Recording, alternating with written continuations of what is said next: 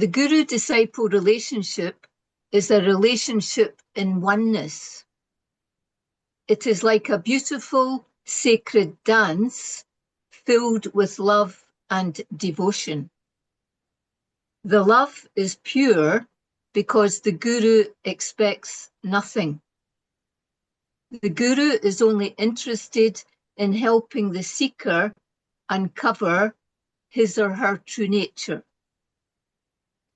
Nisargadatta Maharaj said again and again, I am not making you disciples, I am making you masters. Many gurus or teachers are searching for followers to emulate and make them consciously or unconsciously dependent on them. They do not empower seekers to realize their inner master and or enable them to stand on their own feet.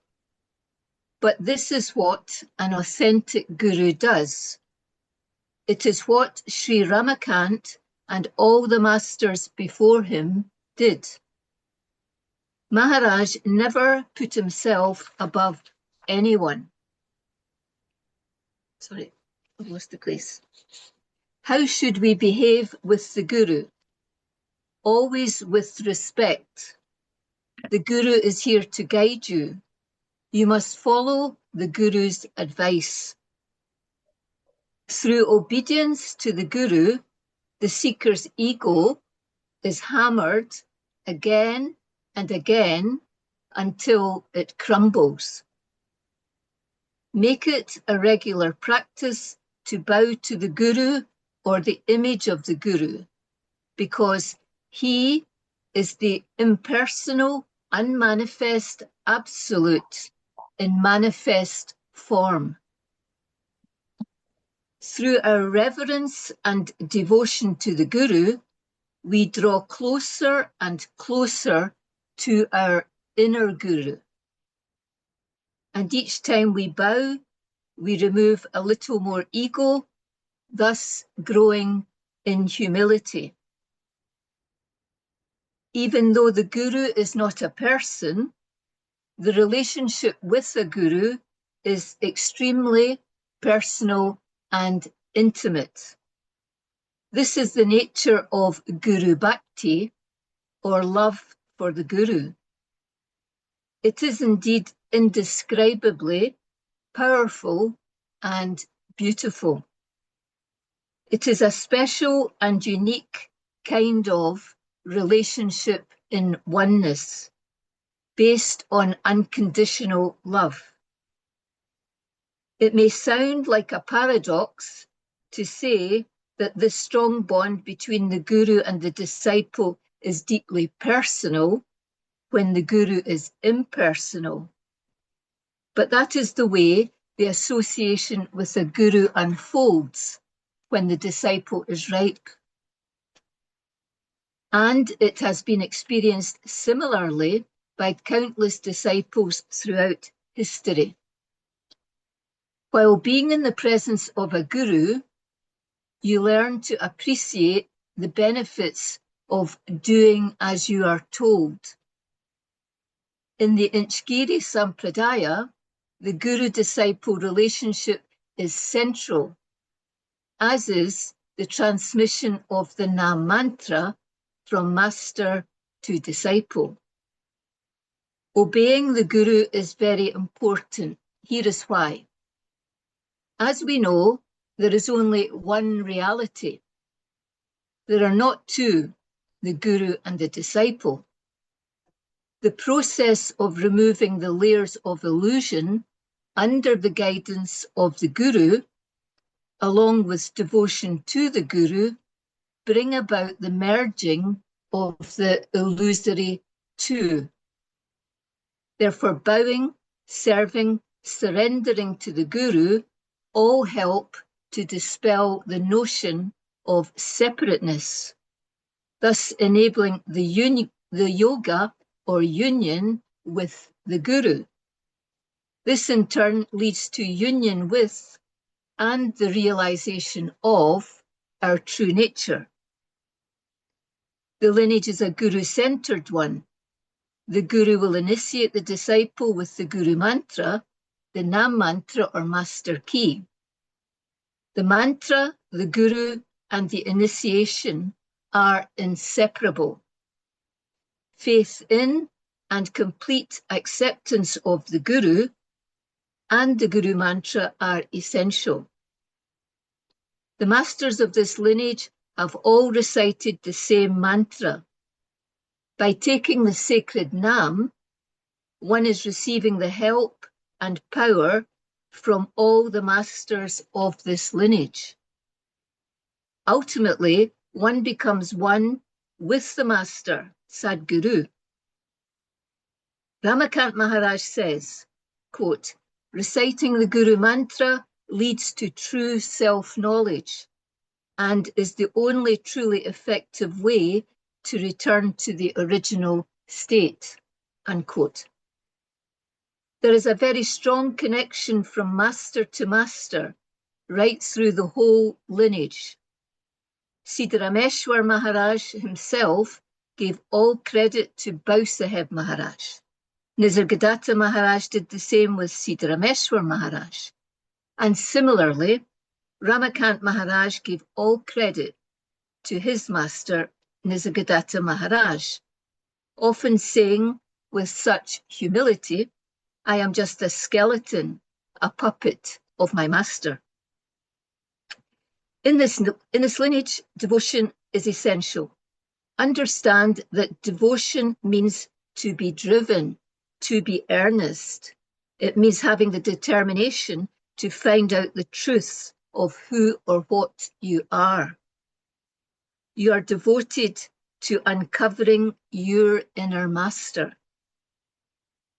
When you accept the outer guru and surrender to him or her, he assists in guiding you to your inner guru.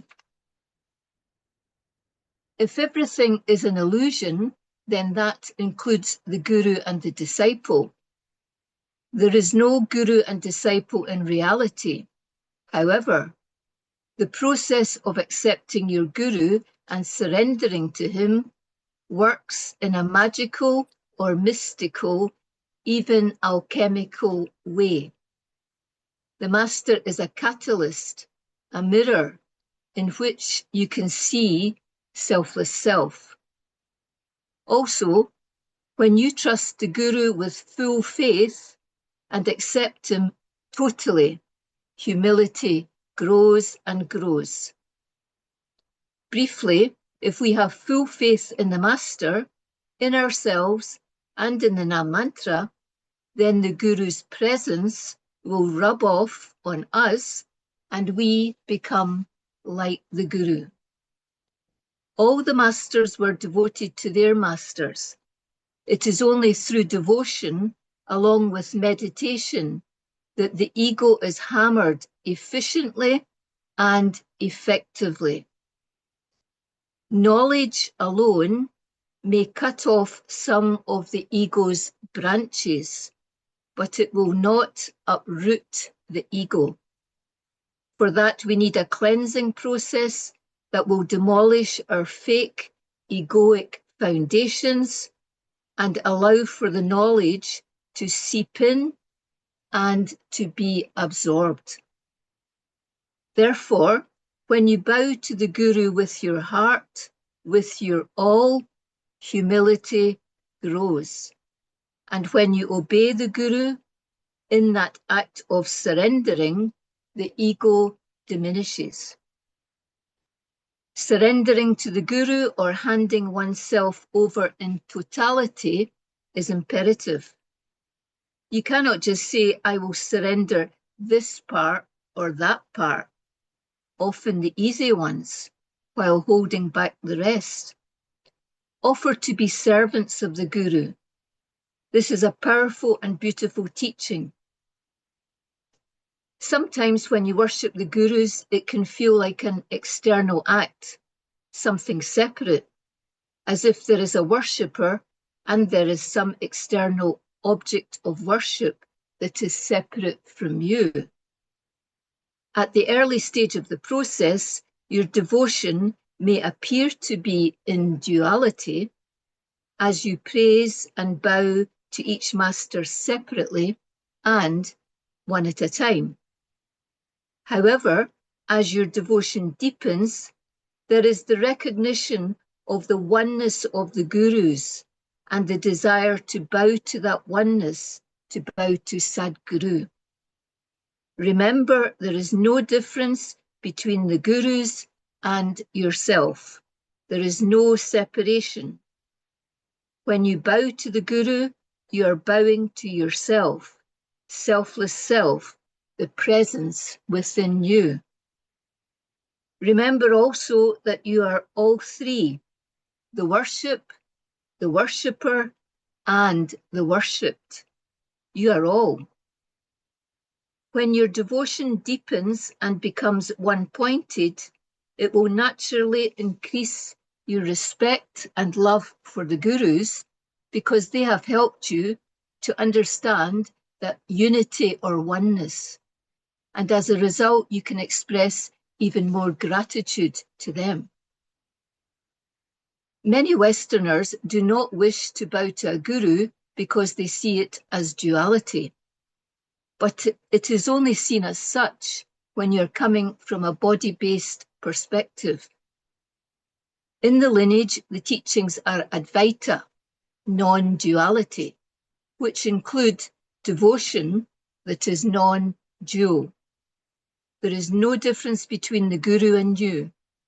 But as long as your perspective is based in duality, you will imagine a separation, a difference, two instead of one. There is only oneness. When we do puja, worship to the great gurus and bow to them, we are showing reverence to them and expressing our gratitude for all they have shared with us. Simultaneously, we are bowing to that one essence, the one reality, call it selfless self, that is in us all. The simple act of bowing has the effect of diminishing the control the ego mind has in one's life. So there is no difference between the guru and you.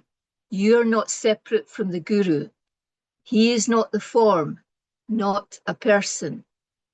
These self-realized masters have transcended the body-mind. Therefore, you're not bowing to a human being, but to the Absolute. This act of bowing deepens the conviction that you are that, and subsequently brings you closer and closer to self-realization. When you bow to their divinity, you are bowing to that one same divinity in us. Do not underestimate the high significance of the guru-disciple relationship.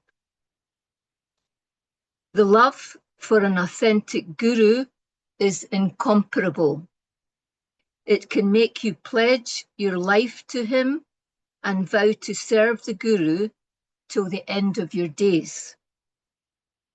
With the recognition that there is no separation between you, there grows a profound closeness. You are closer than close. The guru becomes central in your life. You may hear the guru's voice through the teachings, through the singing. The master's energy permeates around the space. You may call on him before falling asleep, and he appears. It is like being captivated by an intensely fascinating movie, only this is not a movie. It is the burgeoning of living knowledge, of reality, which is being shared and transmitted by the guru. At the end of the journey, there is no separation between the guru and devotee. The devotee has become the deity, and the devotee has dissolved. You are in the guru, and the guru is in you. There is oneness. There will be a feeling of being very fortunate to have journeyed with a guru, and a sense of deep indebtedness, like how you will never be able to repay the guru for everything. There is love, happiness, and gratitude for all that has been shown to you and all the guru has given. That love is all-consuming because the guru is pure love, beautiful, and put simply, intensely lovable.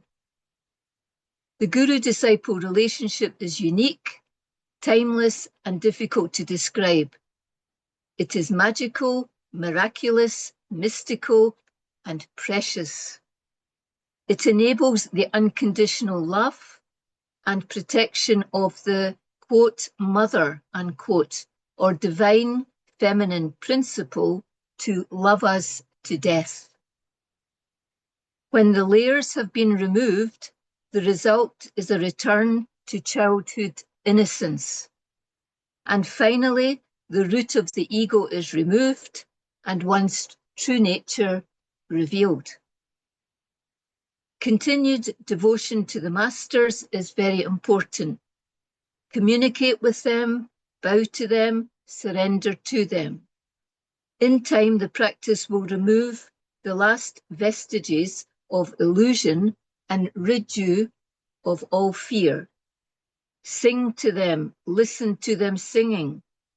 When you sing or listen to the bhajans, immediately you will feel the presence of the masters, a powerful energy emanating from the bhajans that comes from the strong link to the masters, who sang them over and over again for decades.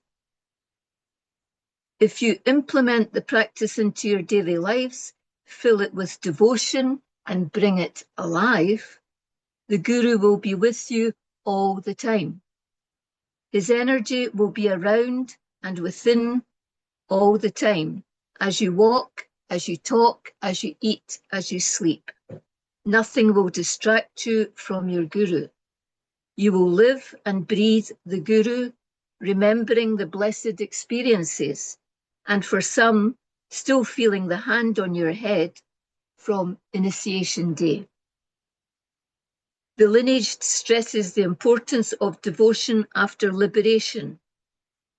Once the disciple is liberated, the devotion to the master or guru continues, because there is the recognition, the fact that without the guidance of the guru, realization would not have unfolded.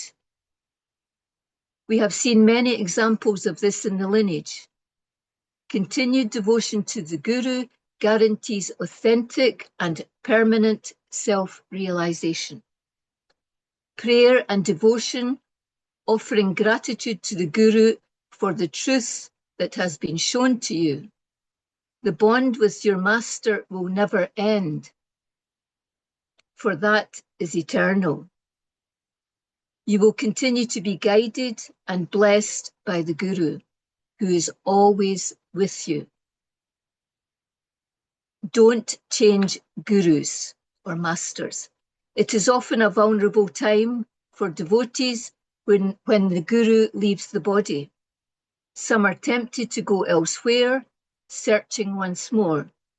I witnessed this happening with Sri Ramakant Maharaj. But it is not acceptable. Sri Ramakant Maharaj devoted his life to his devotees. His last message was, don't change masters. Your master is like a mother, and you don't change your mother. He said this because he knew that devotees would be tempted to go elsewhere after his Mahasamadhi. Maharaj gave everything to his devotees.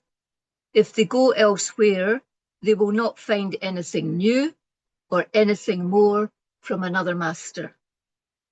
It is essential to keep the practice going and keep absorbing the teachings. Remain one-pointed. That means remain devoted to one master or guru only. If you scatter yourself, divide yourself between two masters. This will dilute your earlier commitment. Remember that when you are initiated, a trust is established, a link or bond between the two. That bond is eternal. Maharaj, like all the other masters, has not gone anywhere. He was never the form. He is always with us. One should not fall into the trap of going to see someone new. Instead, ask Maharaj for guidance and you will receive it. You are undergoing a process of removing all the illusory layers. Stick with it. Be patient and have complete faith in yourself and in your Guru. Today we celebrate Guru Purnima, a special day for honouring the Gurus who selflessly guide seekers and light the path to self-realisation. On this auspicious day, let us give thanks to the Gurus for inspiring us to aspire to the highest goal. Let us receive their divine blessings that will renew our determination. Jai Guru, Jai Sadguru.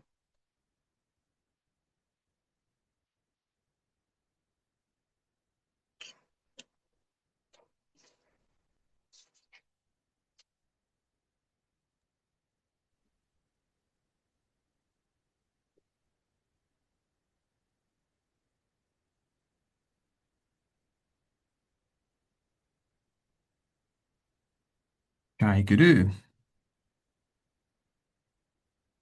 Luna, could you share the video created by Raf, please? Yes.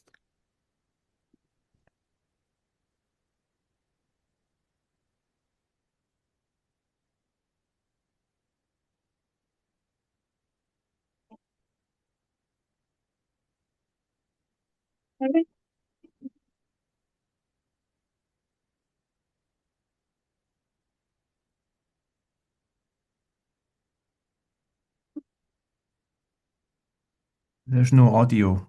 No audio.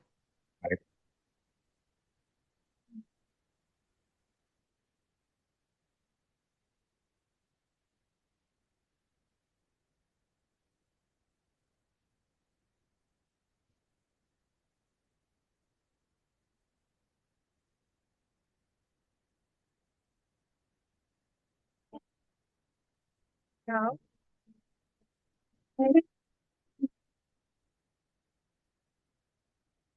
I think so. No audio? No. So when you share the screen, it will also say share the sound. So just choose again one more time, share the screen, and then choose share also sound on Zoom. It's all in.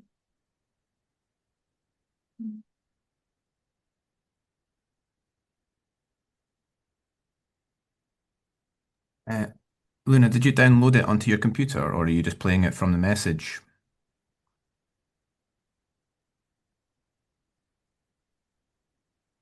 Yeah. Oh. Yeah, it's downloaded. Mm. It seems that the volume is off on the MP4 on the screen. It's on the lowest. No, it's not the volume.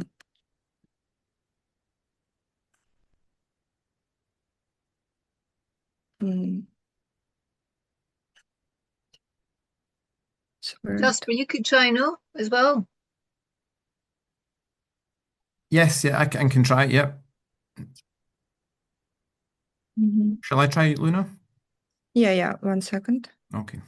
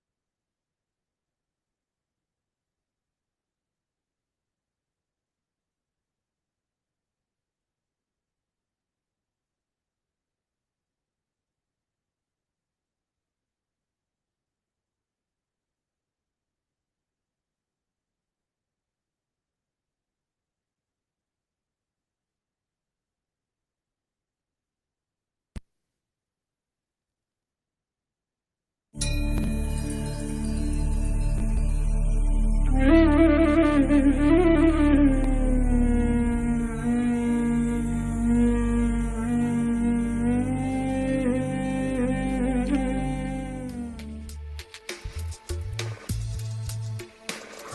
to beingness, you did not have any knowledge that you are Brahman, Atman, Paramatman, God, or Master. No, you did not know anything. Beingness started growing along with the consciousness.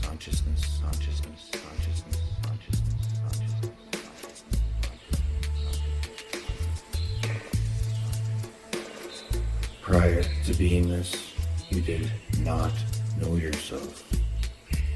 After leaving the body, you will not know yourself.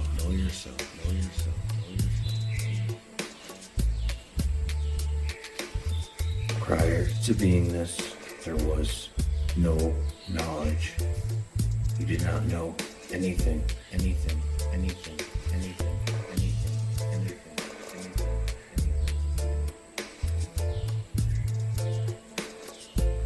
How were you prior to beingness? Unknown. After leaving the body, unknown. This means that the unknown dissolves in the unknown. What you feel now as the known is due to this body alone.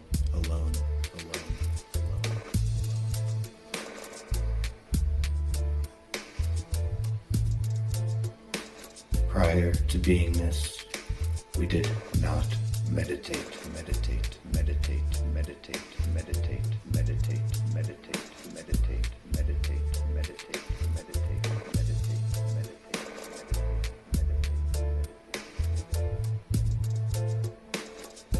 Prior to beingness, you knew nothing at all. Absolutely nothing was known to you. Who am I?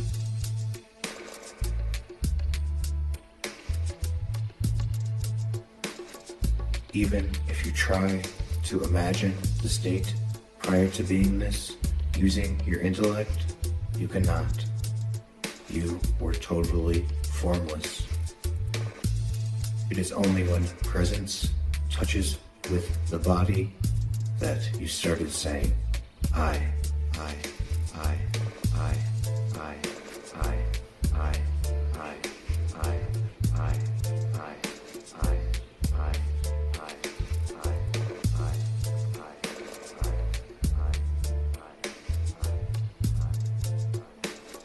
Prior to beingness, nothing was known.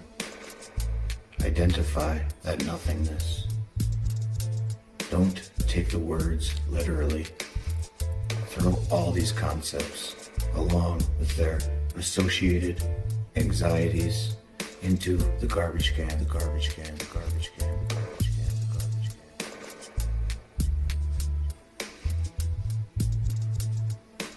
Stay as you were prior to beingness. You did not know yourself. You did not know anything. Stay with I don't know.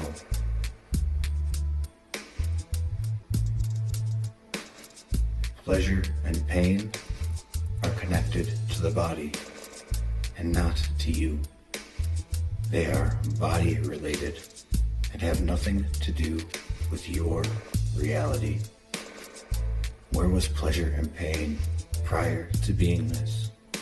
There was nothing there. You are already free.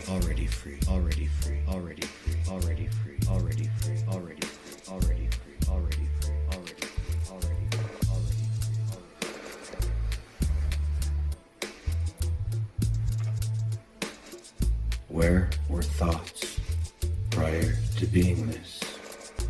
And will you still have thoughts after you leave the body? There are no thoughts after leaving the body. It is a thoughtless state.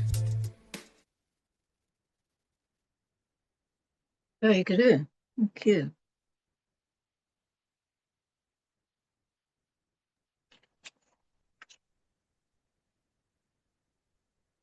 Jai Guru. Anjima, you're going to sing a bhajan. Yes.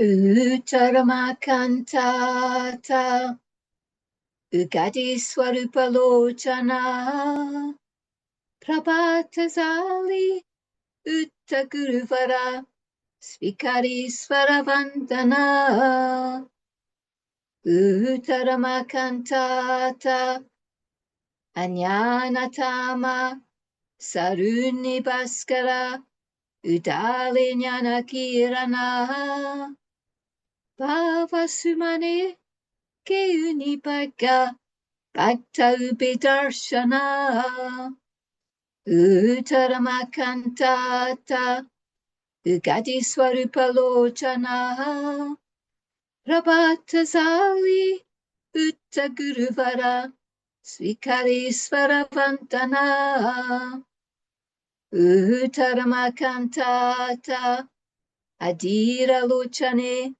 Dekanya Suasya Tavavadana Aturazalya Shruti Ekanya Sumadura Tavavachana Uttaramakantata Ugadi Swarupalochana Prabhatazali Uttaguruvara Svikari Svaravantana Uttaramakantata Amrutadara Tava Bodacha Tariti Bhaktana Vihara Chikakari Karaya Balade Pankana Uttaramakantata Ugadi Swarupalochana Prabhatazali Uttaguruvara Svikari Svaravantana Uttaramakantata Nijasvarupi Manajadito Rao Icha Prabhu Prartana Krutartanvita Asanamitase Mangalatava Sharana Uttaramakantata Ugadi Swarupalochana Prabhatazali Uttaguruvara Svikari Svaravantana Uttaramakantata Jai Guru.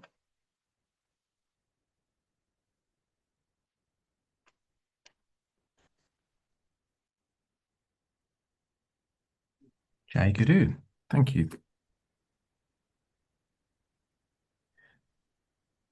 Luna, you're going to share the video from YouTube, this next one.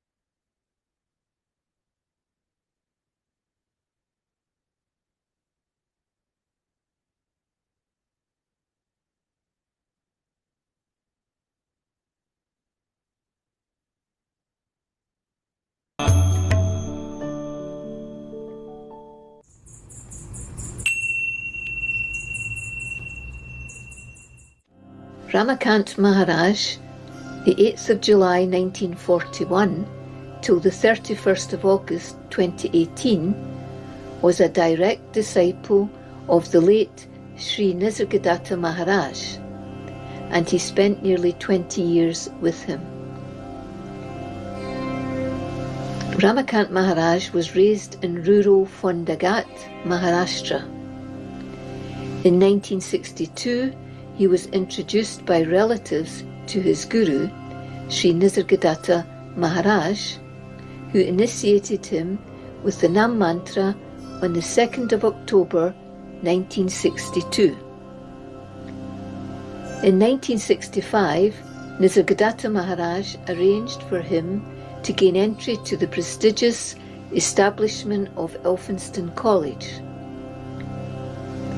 Ramakant Maharaj visited Nisargadatta Maharaj and listened to his lectures regularly until his master's Mahasamadhi in 1981. He relocated to Nashik Ashram after his retirement. The publication of his teachings in the book Selfless Self in 2015 brought many seekers from around the world to the ashram in Nashik. While there, they listened to the highest and most direct teachings. Sri Ramakant had a deep wish to initiate many seekers in order to bring them out of illusion and put an end to their suffering.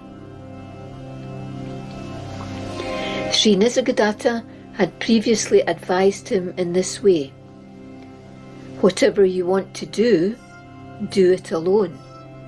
Don't expect any help from others.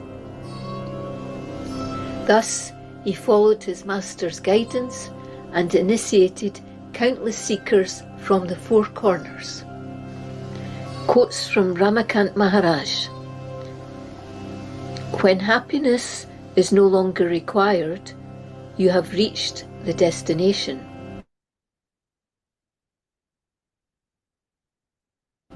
You are final truth. Therefore, I am final truth. It is very, very simple if you accept what the Master says instead of analysing the words. Visit Maharaj's home in Nashik Ashram, and his country home in Fondagat. There is also a Ramakant Maharaj ashram and samadhi in Mauritius. जय देव जय रमाकांता हो जय दीनानाथा आरतीओ वाळी तो तुझला अनंता जय देव बहुभाग्य अमुचे जगिया अवतरला तव ज्ञानाचा थोर लाभ आम्हा झाला जय देव जय रमाकांता हो जय दीनानाथा आरतीओ वाळी तो तुझला अनंता जय देव तू देह नव्हेसी परमात्मा खरा बोधुनी ऐसे उद्धार भक्तांचा केला जय देव जय रमाकांता हो जय दीनानाथा आरतीओ वाळी तो तुझला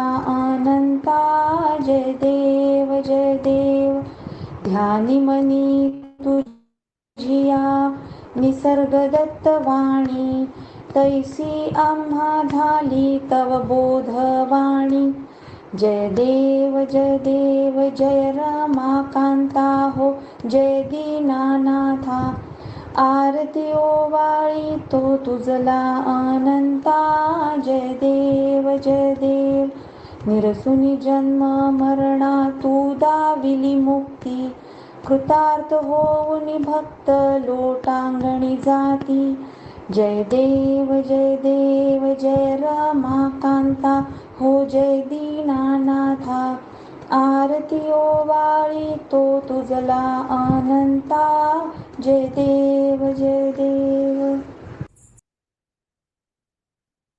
Very good. Thank you.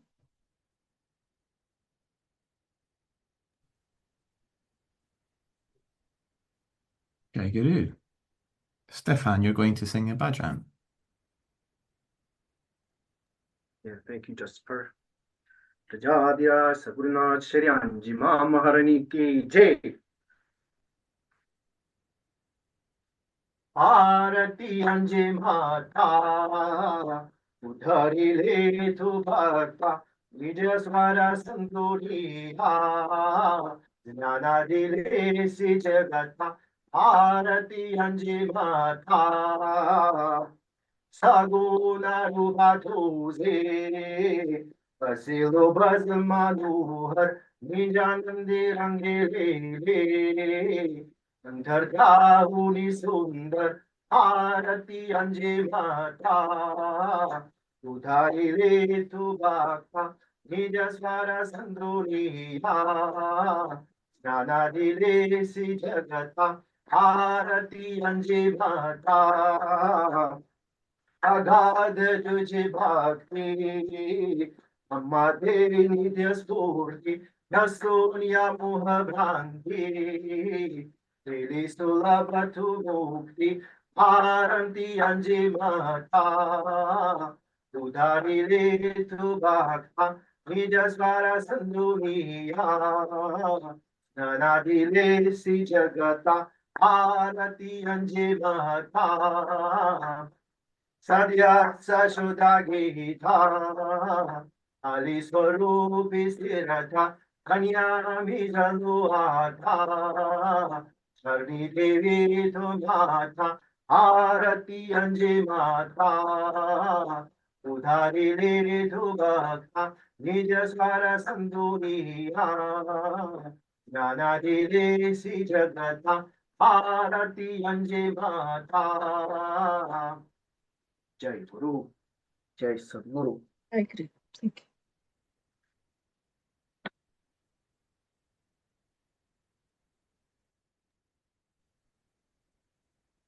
Jai Guru. Love, you're going to read from Timeless Years. Yes, Jai Guru. I'm going to read the message of Njima and Charles to Sri Ramakant Maharaj.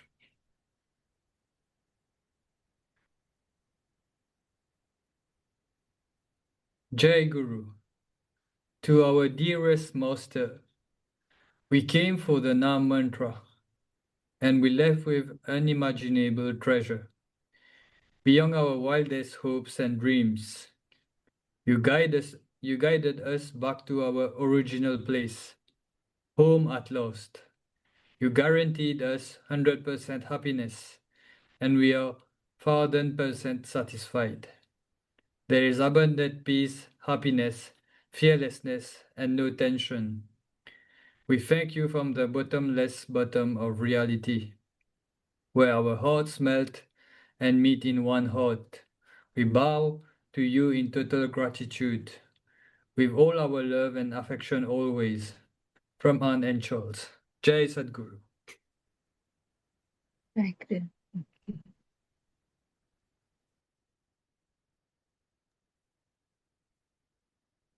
Jai Guru. Luna, could you share the next video, please?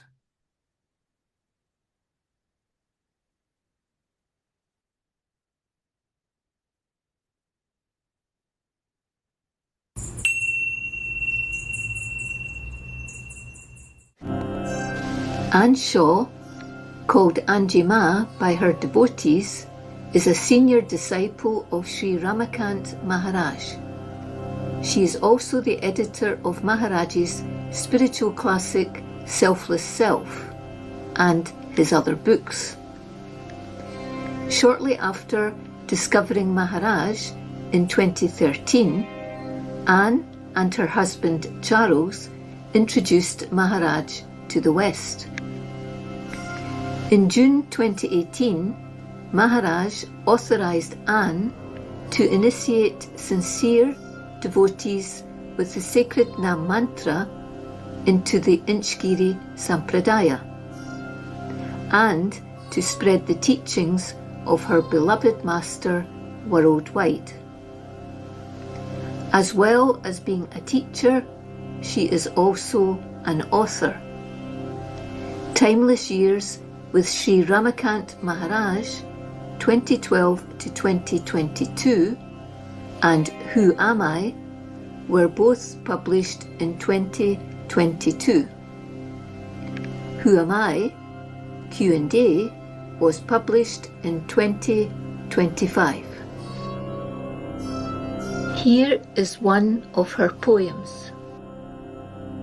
Dear beloved Ramakant Maharaj, you are my heartbeat, my every breath. You are my ears, my eyes, my mouth, nose, and touch. When I utter your sacred name, Ramakant Maharaj, I hear your voice, see your smile, smell your fragrance, and feel your touch. Dear beloved Ramakant Maharaj, when you stepped into my beingness and climbed into my eyes, you made my heart your dwelling place, and your sweet name became my name. Through your eyes, I see everything. Through your eyes, I see nothing. Beloved Ramakant Maharaj, you made my heart your dwelling place. Beloved Ramakant Maharaj, your sweet name became my name.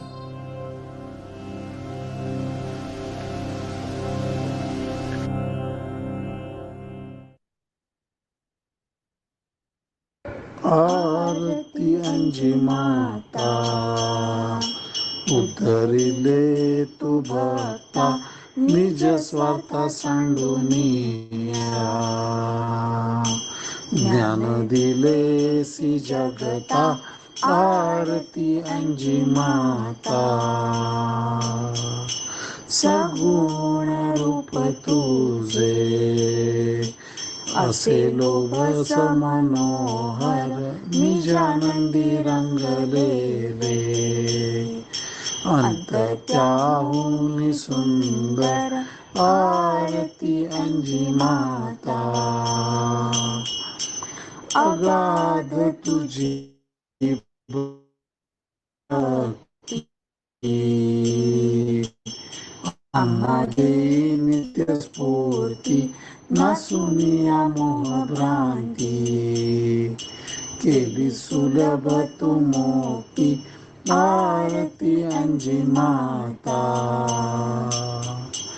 सत्याचा शोध घेता आली स्वरूपी स्थिरता धन्य आम्ही झालो आता चरणी ठेवी तो माता आरती अंजी माता उद्धरिले तू भक्ता निज स्वार्थ सांडुनिया ज्ञान दिले सी जगता आरती अंजी माता.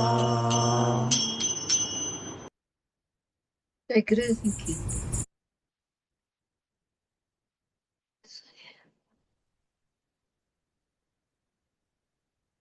Jai Guru. Luna, you're going to read from Who Am I? Thank you. You are unborn. Question. Maharaj says that there is no birth and no death, that everything is an appearance, a projection of selfless self. Does this mean that I will never see my loved ones again when I pass away? Answer. There is no separate I.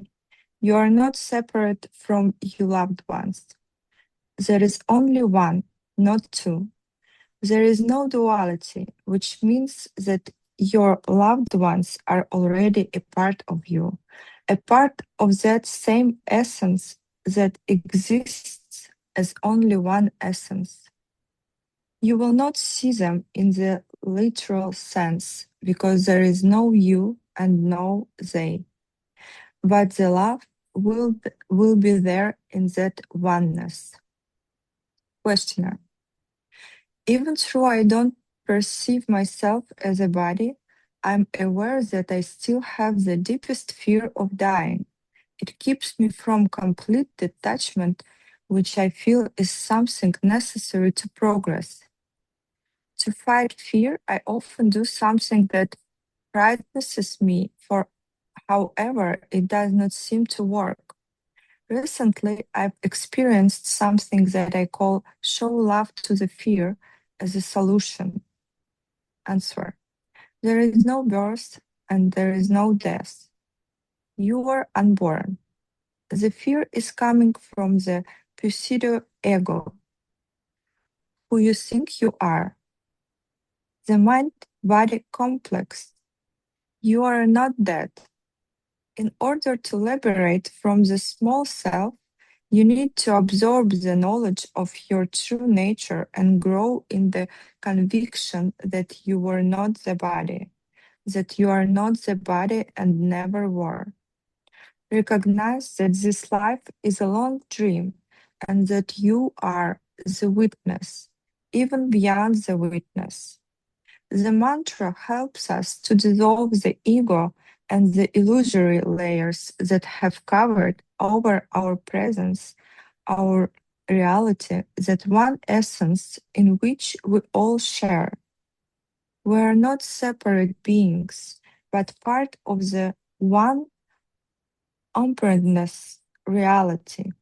I think you will benefit from reading a very simple presentation of non duality in the book Who Am I? It covers the concepts of fear, among other obstacles that are in the way of us seeing clearly and realizing our true nature. At the end of the bodility life, everything dissolves. For convictions, we need to erase the ego, quieten the mind, let the mind drop back into source. Use the mantra to keep hammering yourself. As long as fear is still around, it means you do not have the conviction that you are that you are beyond the body mind, that you are eternal, omnipresent, that you are the presence behind everything. It is easy to read. However, absorbing the knowledge takes more time. Jai Sadhguru. Thank you.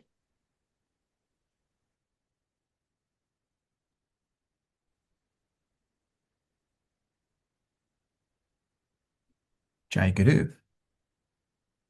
I'm going to sing a bhajan now.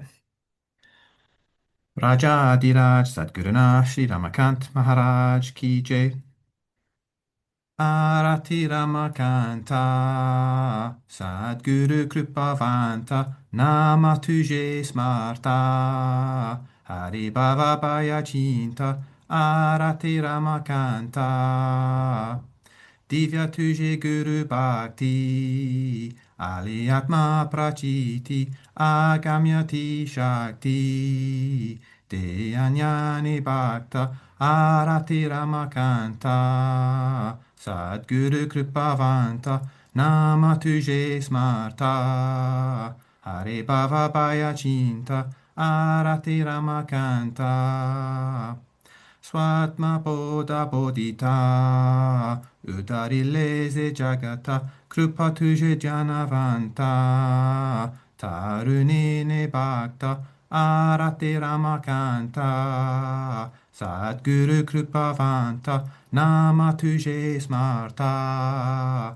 Hare Bhava Bhaya Chinta Arate Ramakanta Nija rupa tuje pata, bhagya ujalale tata, davilesi nishtana, tuja trivar vandana, arati ramakanta, Sadguru Kripavanta Nama Tujhe Smarata Hare Bhava Bhaya Chinta Arati Ramakanta. Jai Guru. Jai Guru. Thank you.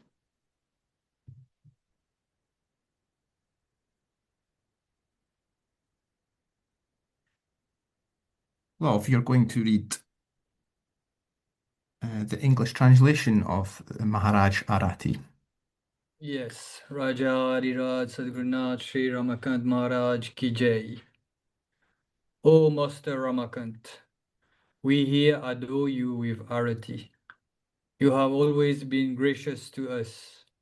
The moments of your memories always keep us away from all the fears and worries in our material life. Arati Ramakanta, Sadguru, fruit of grace. Your name keeps all fear away. Your exceptional devotion to your master was so intense that it led you to self-realization. We are your ignorant devotees. We earnestly pray at your feet for that inconceivable divine power. You have uplifted the world by removing their ignorance of spirituality and by giving them the knowledge of the selfless self. O Lord, you are really the idol of knowledge, and your grace always protects the devotees. O beloved Master, the moment we perceived your formless essence was the dawn of our fortune. We bow down to you with boundless gratitude for opening the doors of the treasury of spiritual bliss. Jai Guru. Jai Guru. Thank you.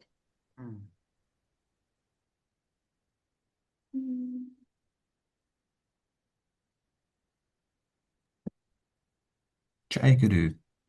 Luna, could you share the next video, please?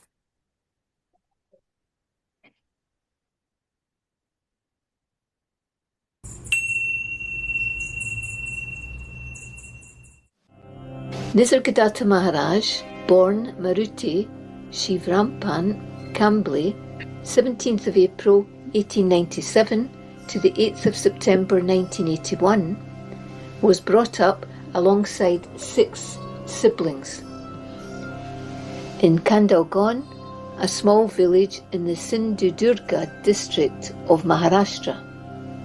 His parents were religious. In 1915, after his father died, he moved to Mumbai, where he earned his living selling bidis, leaf-rolled cigarettes. The success of his business saw the expansion of several more shops. He married and had 3 daughters and 1 son. In 1933, he was introduced by a friend to his guru, Sri Sitarameshwar. His guru told him, "You are not what you take yourself to be." Sitarameshwar Maharaj initiated him into the Inchgiri Sampradaya with the sacred Nam mantra. He diligently followed his master's instructions. After Sitarameshwar Maharaj's Mahasamadhi, Nisargadatta Maharaj left Mumbai for 8 months, determined to meditate, search, and travel. When he returned, a profound change had taken place. He was no longer searching or restless, but instead he found himself in a state of total peace. In the spiritual classic, I Am That, when a questioner asked the following, "Kindly tell us how you realized," Maharaj replied, "I met my guru when I was 34 and realized by 37. His book, I Am That, published in 1974, brought many visitors from around the world to listen to him. He gave discourses twice a day and sang bhajans 4 times a day.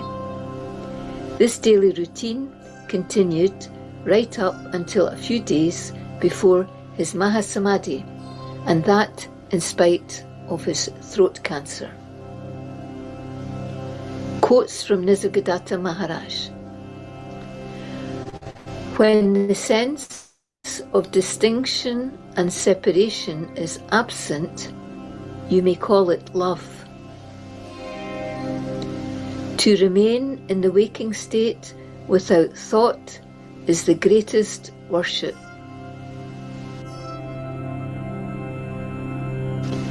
Visit his birthplace in Kandalgaon, Kolhapur, his Mumbai house in Ketwadi Lane,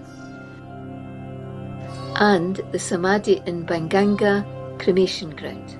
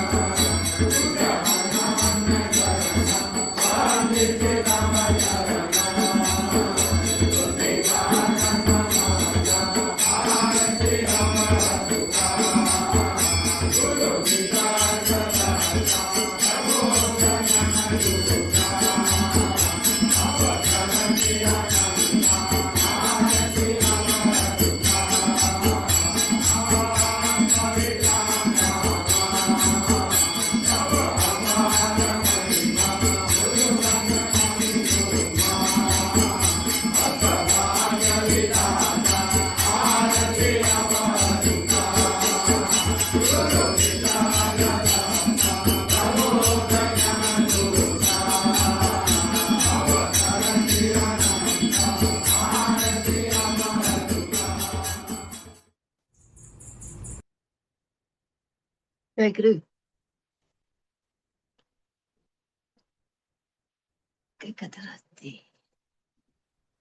Jai Guru. Bertley, you're going to sing a bhajan.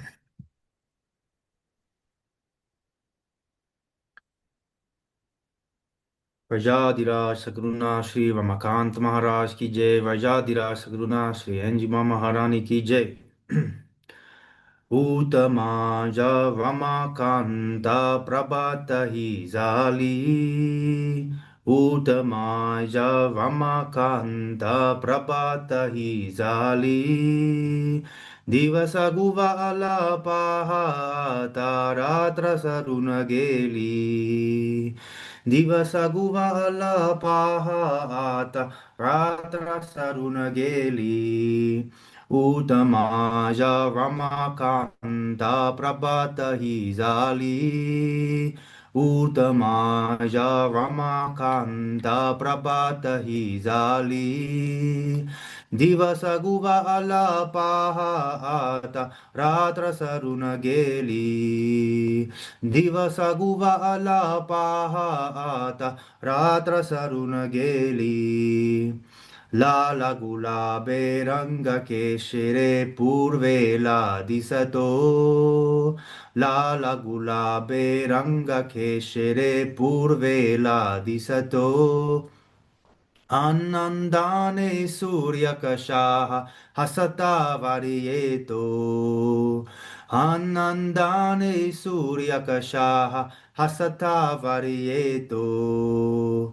Udamaja Ramakanda Prabhata hi Zali. Udamaja Ramakanda Prabhata hi Zali. Divasa Guvala Pahata Ratra Saruna Geli. Divasa Guvala Pahata Ratra Saruna Geli. Jai jue se vantehi gulabaha fulala. Jai jue se vantehi gulabaha fulala. Fule yumaruni maduratayancha vasapaha sutala. Fule yumaruni maduratayancha vasapaha sutala. Udamaja Ramakanta Prabhatahi Zali. Udamaja Ramakanta Prabhatahi Zali. Divasaguva alapahata Ratra Saruna Geli. Divasaguva alapahata Ratra Saruna Geli. Pakshi sare nabata udati jada varbasuni. Pakshi sare nabata udati jada varbasuni. Anga pule svacha karuni madura gani gati. Anga pule svacha karuni madura gani gati. Udamaja Ramakanta Prabhatahi Zali. Udamaja Ramakanta Prabhatahi Zali. Divasaguva alapahata Ratra Saruna Geli. Divasaguva alapahata Ratra Saruna Geli. Ambargati gai vasare rana lagati. Ambargati gai vasare rana lagati. Mule pahahi snana karuni shale la jati. Mule pahahi snana karuni shale la jati. Udamaja Ramakanta Prabhatahi Zali. Udamaja Ramakanta Prabhatahi Zali. Divasaguva alapahata Ratra Saruna Geli. Divasaguva alapahata Ratra Saruna Geli. Udamaja Ramakanta Prabhatahi Zali. Udamaja Ramakanta Prabhatahi Zali. Divasaguva alapahata Ratra Saruna Geli. Divasaguva alapahata Ratra Saruna Geli. Jai Guru. Jai Guru.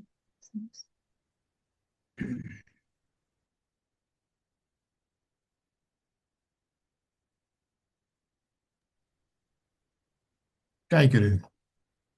Stefan, you're going to read now. Yes, Jasper, thank you. It's part from my book titled Enlightenment is for Everyone. Enlightenment means understanding. We will begin to wake up when the true knowledge of our existence is revealed. This knowledge will remove our ignorance and put an end to our suffering once and for all.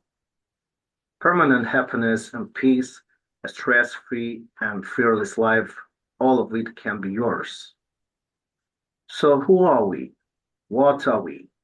We are one universal reality that existed before the body form. We are one energy, power, light, or source. It does not matter what you call it by, as our true, ever-existent nature is nameless beyond language. We are that essence that was there before the body, which will continue to be there after the body expires.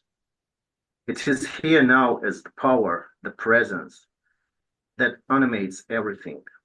You are the central point of the universe. This is universal truth, the reality that applies to us all, whether we call ourselves spiritual or non-spiritual. It does not depend on our acceptance. whether we accept it or not, is nonetheless the reality. Everything we can conceive of or perceive is an illusion, including spirituality. Spirituality did not exist before the body form manifested. Spirituality's only purpose is to erase our misconceptions and remind us of our true identity. We have forgotten who we are. This knowledge is the cure for our amnesia, that's all. When it has served its purpose, you can forget about spirituality or it will entrap you. Beware also of belief, faith, and religion, as they are also worldly traps that were non-existent prior to the manifestation of the body form. Your presence does not have any kind of language. Presence is.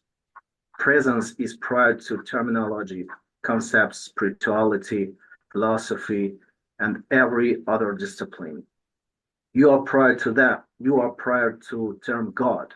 The presence is the power, the only source behind everything. This knowledge is ancient truth that has nothing to do with human-made philosophies and belief systems. What is presented here is your wisdom and knowledge prior to book knowledge. It's your innate knowledge, not something separate from you. You don't need to acquire it. You just need to uncover it as it's already within you. Draw the certain layers of illusion and concepts, notions, views, opinions, stances, ideologies, values, etc., which obscured your shining presence and made you forget who you are. Here you are not encountering something new. You are being guided to undo and remove the programming, the second-hand layers of conditioning, so that your inner fire, which has been lying dormant, can reignite. Your ultimate reality, ultimate truth, which means that you do not lack anything. Nothing needs to be added to you because you already have the whole package. You're already whole. Your original nature is formless without add-ons. However, to know this deep down and return home to your source, your place of origin, the programming is essential. We need to erase everything we have accumulated since our childhood days. Jai Guru, Jai Sadhguru. Jai Guru, thank you.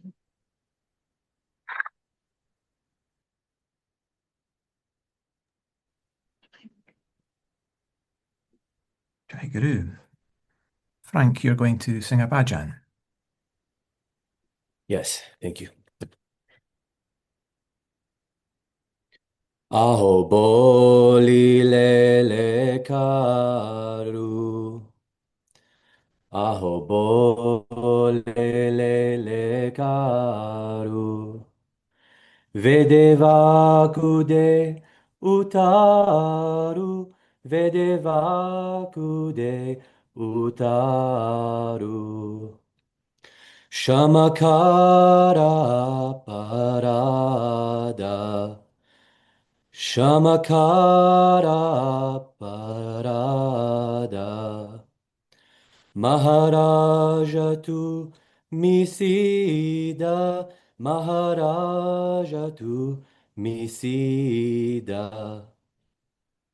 Ahonahi vicharila. Ahonahi vicharila. Adhikaramya apula. Adhikaramya apula. Shamakara parada. Shamakara parada. Maharajatu misida. Maharajatu misida. Tukamanyaneshwara Rakapayarpe Kinkara Rakapayarpe Kinkara Rakapai arpe kinkara, Rakapai arpe kinkara, Rakapai arpe kinkara, Shamakara aparada, Maharaj atu misida, Maharaj atu misida, Maharaj atu misida, Maharaj atu misida. Jai Guru. Thank you. Thank you.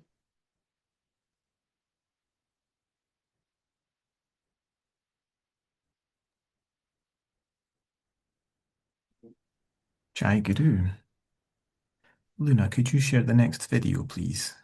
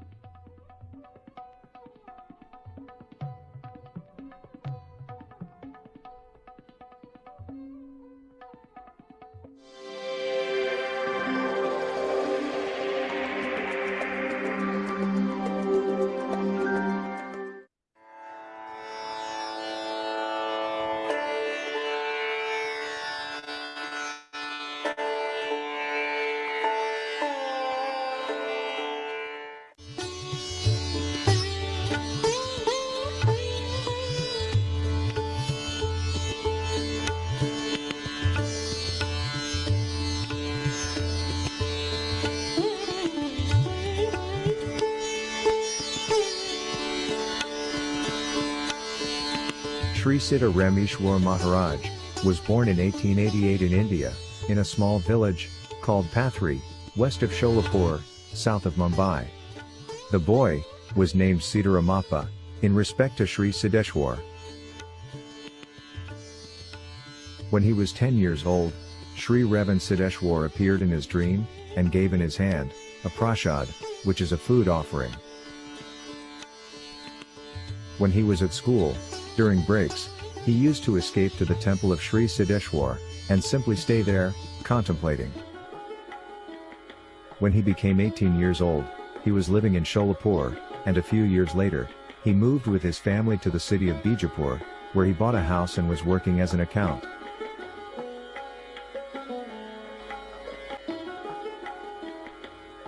Sitaramappa's spiritual life started very soon, when a friend invited him to listen to a guru visiting the city, named Sri Bal Sahib Maharaj, which was renowned all over the region. After the visit, he immediately became a disciple, and started attending the gatherings and meditations. One day, working in a distant city, after 7 years of meditation and being a devoted disciple of Sri Bal Sahib, he saw a vision of his guru going away in a chariot. On the next day, he received a telegram, stating that his guru had left his body. After that, Sri Sitarameshwar started neglecting his worldly life. He turned more and more towards spiritual path. When he was only 28 years old, he put an end to his worldly life, renouncing material comforts, and leading a life of strict self-discipline, as an act of devotion. He then went to a nearby village, where he could meditate, with no interruption.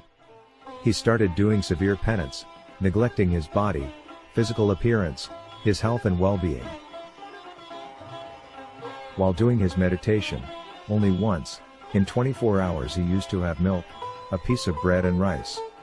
He would leave the seat of meditation, only for having bath and food. Sri Maharaj's penance was becoming more and more intense.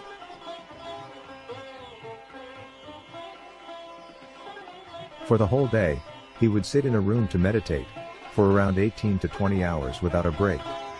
He would repeat always, either I reach the final reality or die doing it.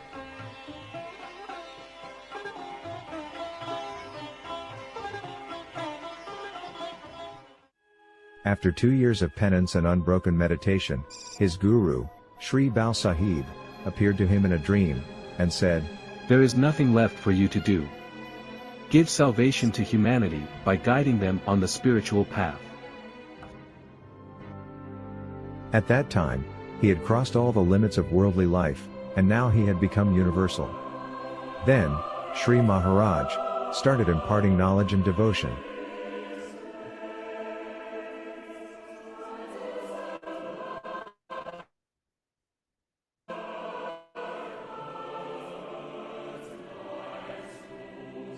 About meditation, he would say, You should meditate without any concept. Nothing is to be brought to the mind. Nothing to be seen or experimented there. Because we are God, we become split as soon as we imagine something. His state of grace was such, at that time, that he was in constant, absolute superconsciousness, and as soon as he closed his eyes, he would be absorbed in total samadhi.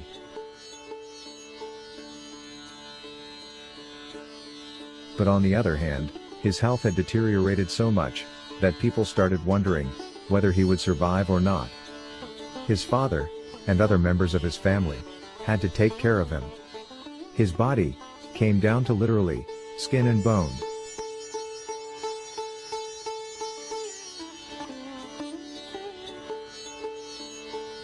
After 5 months, at his father's home, he was feeling a little better. He then started his spiritual work again, moving from village to village, giving lectures on knowledge and devotion. When people asked him for a special mantra, he would always say, Repeat this all the time, morning, afternoon and night. I am Brahman. Only Brahman exists. Brahman is everything. Sri Maharaj's strength of awakening people, and his skill in oratory was so great and absolute, that the listeners would be totally charmed. Many people would accept his teaching, and finally surrender to the Guru. He used to say to his disciples, Trust me, I tell you, you are divine. Take it as the absolute truth. Your joy is divine, your suffering is divine too. All comes from God, Brahman. Remember it always. You are Brahman, and your will alone is done.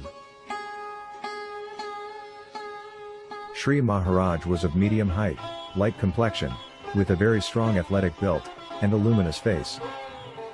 In 1920, Maharaj started his spiritual work in Mumbai. During his talkings, about 200 people would gather every day, and would celebrate by doing meditation, bhajans and listening to lectures.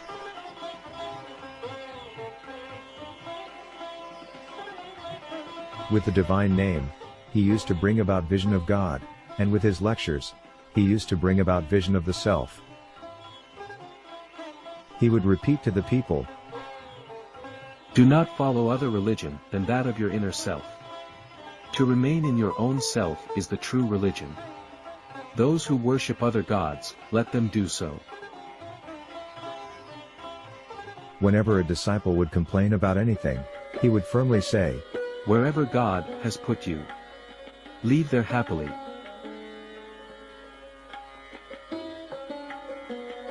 He created his own way of approaching reality, called the bird's way, the direct path to self-discovery.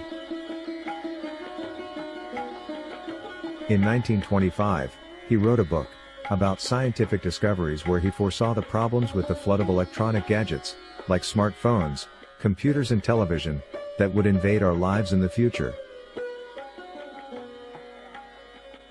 He said, The modern technology with innovations every day make up a cyclone of great illusion that could make you a slave. Who knows to where the one who is caught by this great cyclone will be carried off? He was always traveling, by foot or by train, visiting holy places, cities and villages, teaching and giving lectures to people.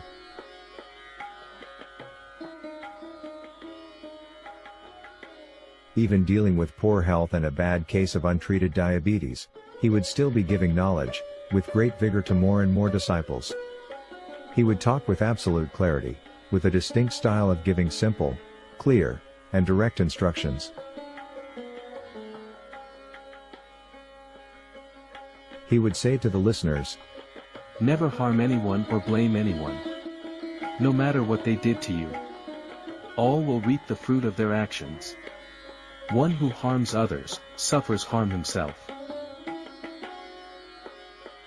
Sri Siddha Rameshwar Maharaja's spiritual instructions were on non-dual Advaita, meaning that your inner self is not different from Brahman, the Absolute. In November 1936, after more than 20 years, preaching and teaching, he arrived in Mumbai one last time. His illness had worsened completely. His diabetes was out of control, and his health was sinking day by day. When people came to know that Sri Maharaj was staying at a disciple's house and being very sick, they started pouring in to pay respect and for his darshan. By November 9th, in the morning, his condition had completely worsened. He was refusing to take any kind of food, because he would feel extreme pain when eating.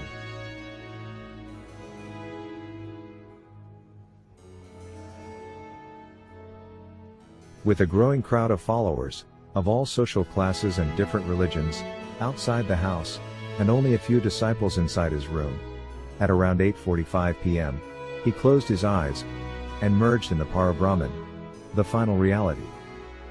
He was only 48 years old.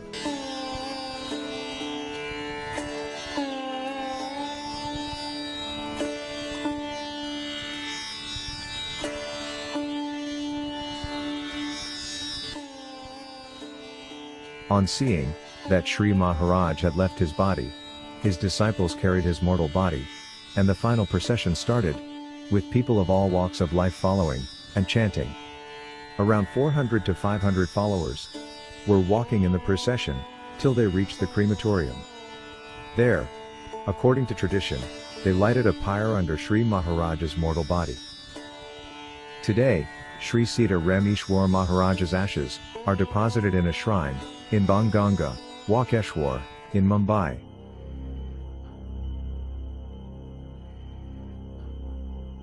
His legacy is still alive. Many of his direct disciples, and disciples of his disciples, are said to have also reached final reality, such as Sri Nisargadatta Maharaj, Sri Ranjit Maharaj, Sri Mupankad Siddheshwar, Sri Ganapatraho Maharaj, Sri Ramakant Maharaj, Sri Vilasanand Maharaj, Sri Ranachodre Maharaj, and many others.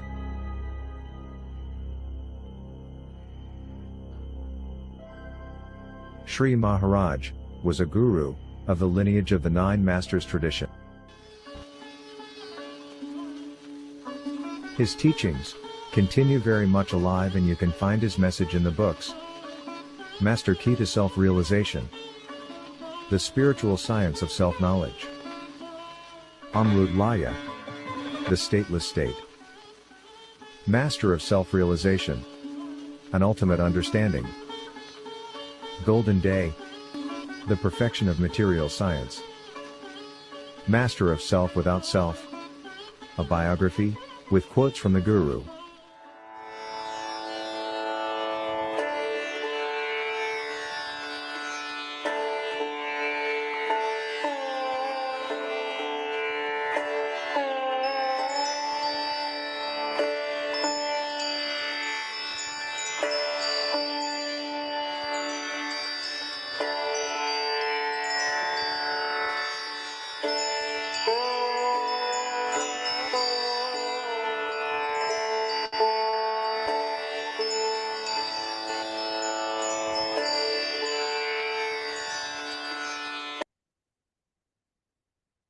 Very good.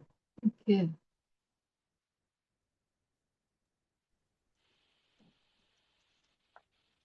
Jai Guru. Wrong. You're going to read from Master of Self-Realization. Thank you.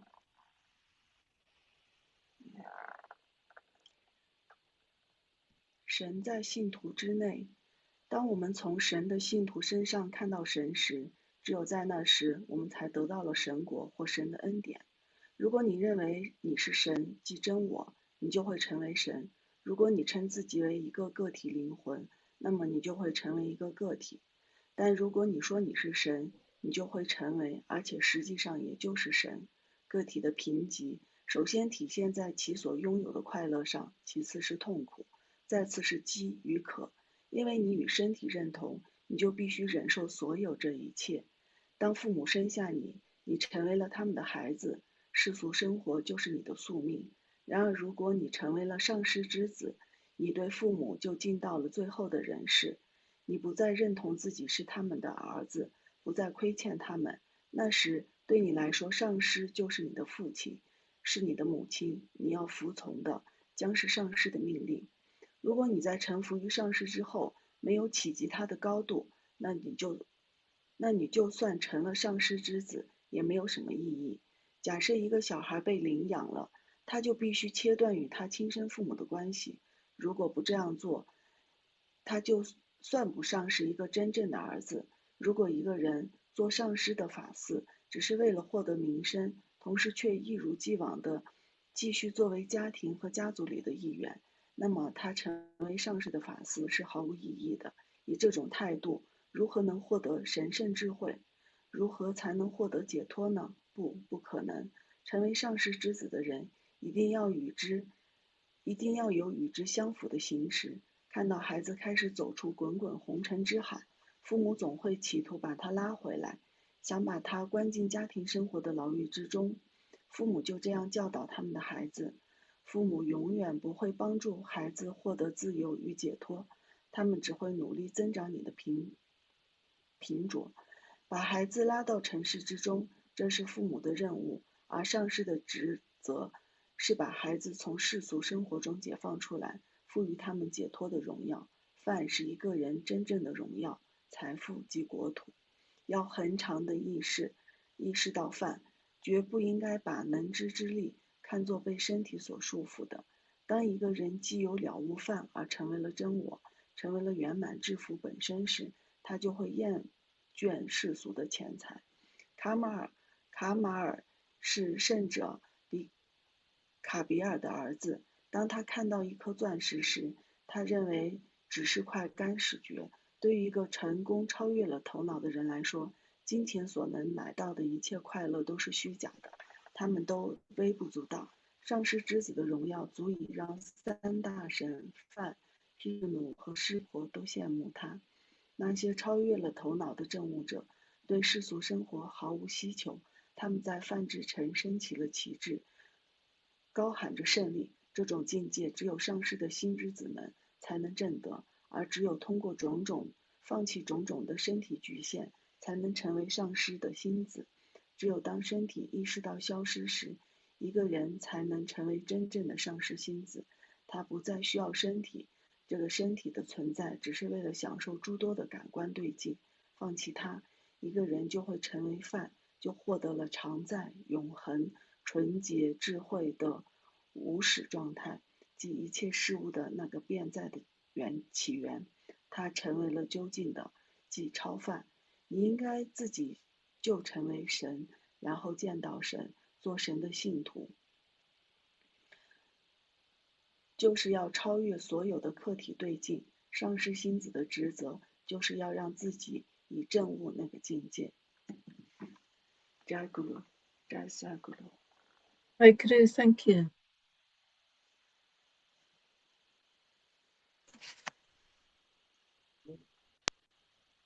Jai Guru. Grace, you're going to sing a bhajan.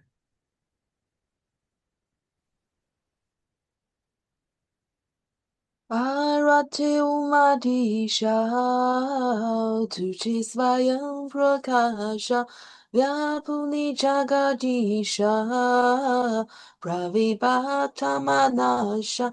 Arate umadisha, smarata tavanama, namijadali prima, prakatala atmarama. Namirangali mana arati umadisha tujhe swayam prakasha vyapuni jagadisha pravibhakta manasha arati umadisha Asankatavabhata Staviti Ananta Tutavani Jaruba Davisi Samarta Arati Umadisha Tujisvayam Prakasha Vyapuni Jagadisha Pravibhakta Manasha Arati Umadisha Deva Denija Deva Pragdachis Babava Gita Thava Basa Esasa Guru Deva Arati Umadisha Tujisvayam Prakasha Vyapuni Jagadisha Pravibhakta Manasha Arati Umadisha. Jai Guru. Jai Guru.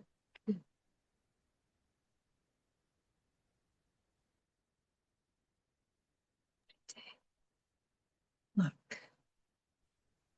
Jai Guru. Mark, you're going to read from I Am That.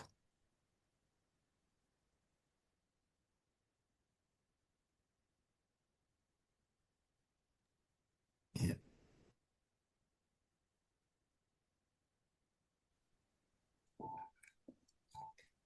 Question. Am I permitted to ask you how you go beyond the mind? Maharaj, by the grace of my Guru. Question. What shape did his grace take? Maharaj, he told me what is true. Question. What did he tell you? Maharaj, he told me I am the supreme reality. Question. What did you do about it? Maharaj, I trusted him and remembered it. Question. Is that all? Maharaj, yes, I remembered him. I remembered what he said. Question. You mean to say that this was enough? Maharaj, what more needs to be done? It was quite a lot to remember. The Guru and his words. My advice to you is even less difficult than this. Just remember yourself, I am, is enough to heal your mind and take you beyond. Just have some trust. I don't mislead you. Why should I? Do I want anything from you? I wish you well. Such is my nature. Why should I mislead you? Common sense, too, will tell you that to fulfill a desire, you must keep your mind on it. If you want to know your true nature, you must have yourself in mind all the time until the secret of your being stands revealed. Question. Why should self-remembrance bring one to self-realization? Maharaj, because they are but two aspects of the same state. Self-remembrance is in the mind. Self-realization is beyond the mind. The image in the mirror is of the face beyond the mirror. Question. Fair enough, but what is the purpose? Maharaj, to help others, one must be beyond the need of help. Question. All I want is to be happy. Maharaj, be happy to make happy. Question. Let others take care of themselves. Maharaj, sir, you are not separate. The happiness you cannot share is spurious. Only the shareable is truly desirable. Question. Right. But do I need a guru? What you tell me is simple and convincing. I shall remember it. This does not make you my guru. Maharaj, it is not the worship of a person that is crucial, but the steadiness and depth of your devotion to the task. Life itself is the supreme guru. Be attentive to its lessons and obedient to its commands.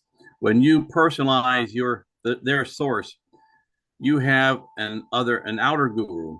When you take them from life directly, the guru is within. Remember, wonder, ponder, live with it, love it, grow into it. Grow with it. Make it your own. The word of your guru, outer of inner. Put in all and you will get all. I was doing it. All my time I was giving to my guru and to what he told me. Jai Gurudev. Jai Guru. Okay.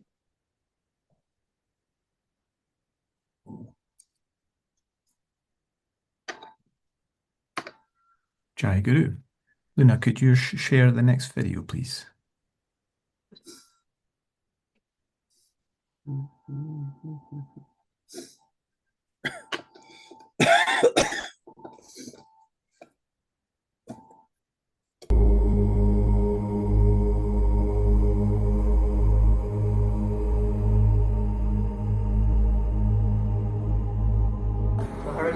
I ask you a question? Yes, yes. Can you tell me the reason why we must not disclose the mantra to anyone? Yes, correct. Because it is a secret mantra. And it is a discipline in lineage to lineage. It is a Sadhguru's order. Number one. If you disclose mantra everybody, the importance will be go away. It's common word. You have to maintain secrecy of that mantra. It is only for that devotee who has become disciple. So to maintain some secrecy of that words, if you disclose everybody, that will be meaningless. Therefore, secret of mantra is there, not to disclose anybody else's instruction. So that you have to maintain you, because Sadhguru order, you are also maintaining it. Or not to disclose it in public place or anybody else. It is not an ordinary word. It's not Ram or Krishna or like that. That has some exceptional value. Therefore, you have to maintain that value, is the most important. Therefore, you have to view in that way. Guru Mantra is not ordinary word. It is having some importance, it is having some secrecy, it has some validation. So that you have to maintain that validation. Otherwise it is meaningless. So that if you maintain that value, then effect will be there. There won't be any effect. Therefore you have to maintain always secrecy of the mantra.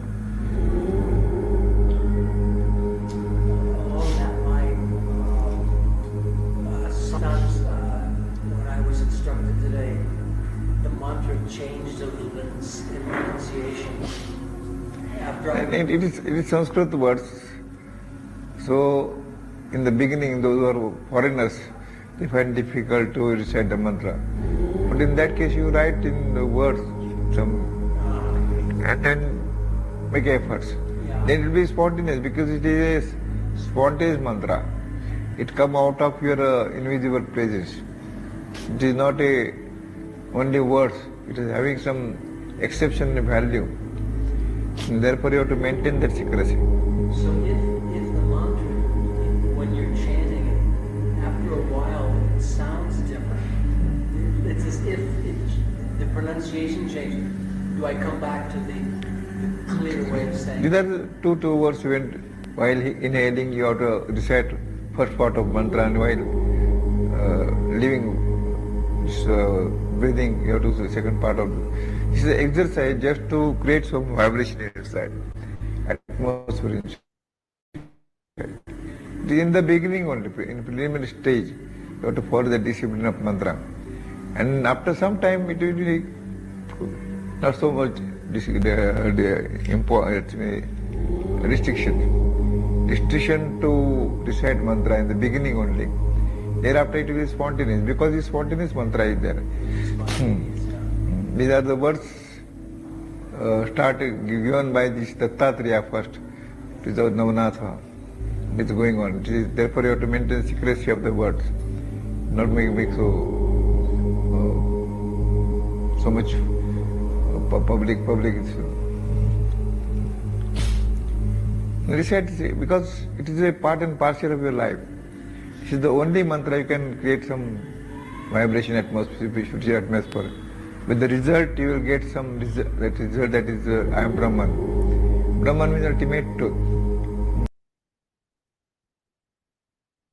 Jai Guru.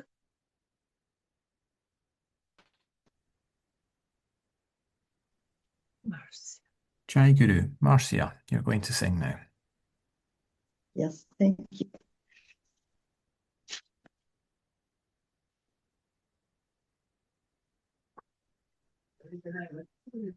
Mere Gurudev Chanam Par Sumana Shahara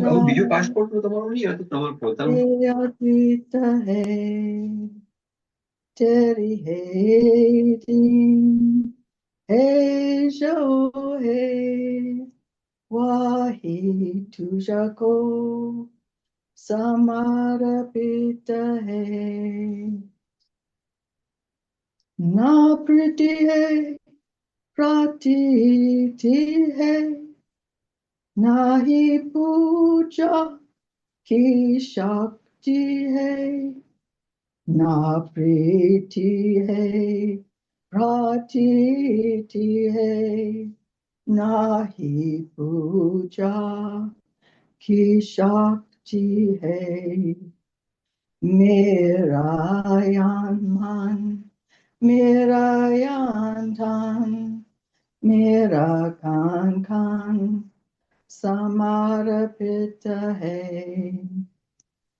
Mere Gurudev charan par sumana shraddha ke arpita hai.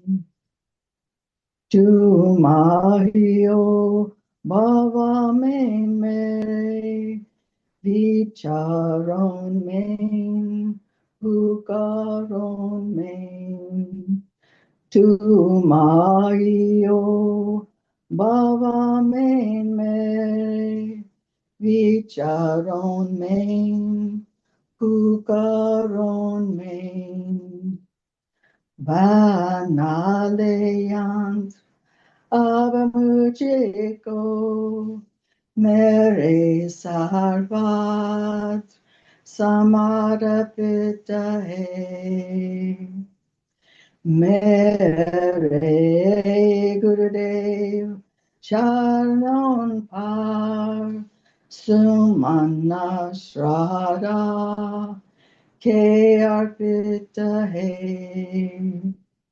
Mere Gurudev Charan par sumana shraddha ke arpita hai Teri hai jo hai wahi tujako samarapita hai Jai Guru. Jai Guru. Thank you.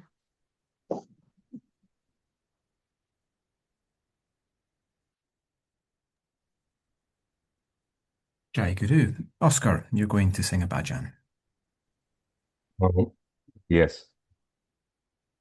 Arati Ranajita Sadguru Samarta Bodhuni Nijavata Udharile si Jagata Arati Ranajita Tujhe Rupa Tavita Nur Sansara Chinta Atma Swarupa Data Charnite Vito Mata Arati Ranajita Sadguru Samarta Oduni Nijabhakta Udharile si Jagata Arati Ranajita Kalpana Hichabruti Jnane Karuni Nibruti Mukti Varila Bhakti Davili tu Bhakta Arati Anji Ranajita Sadguru Samartha Bodhuni Nijavaka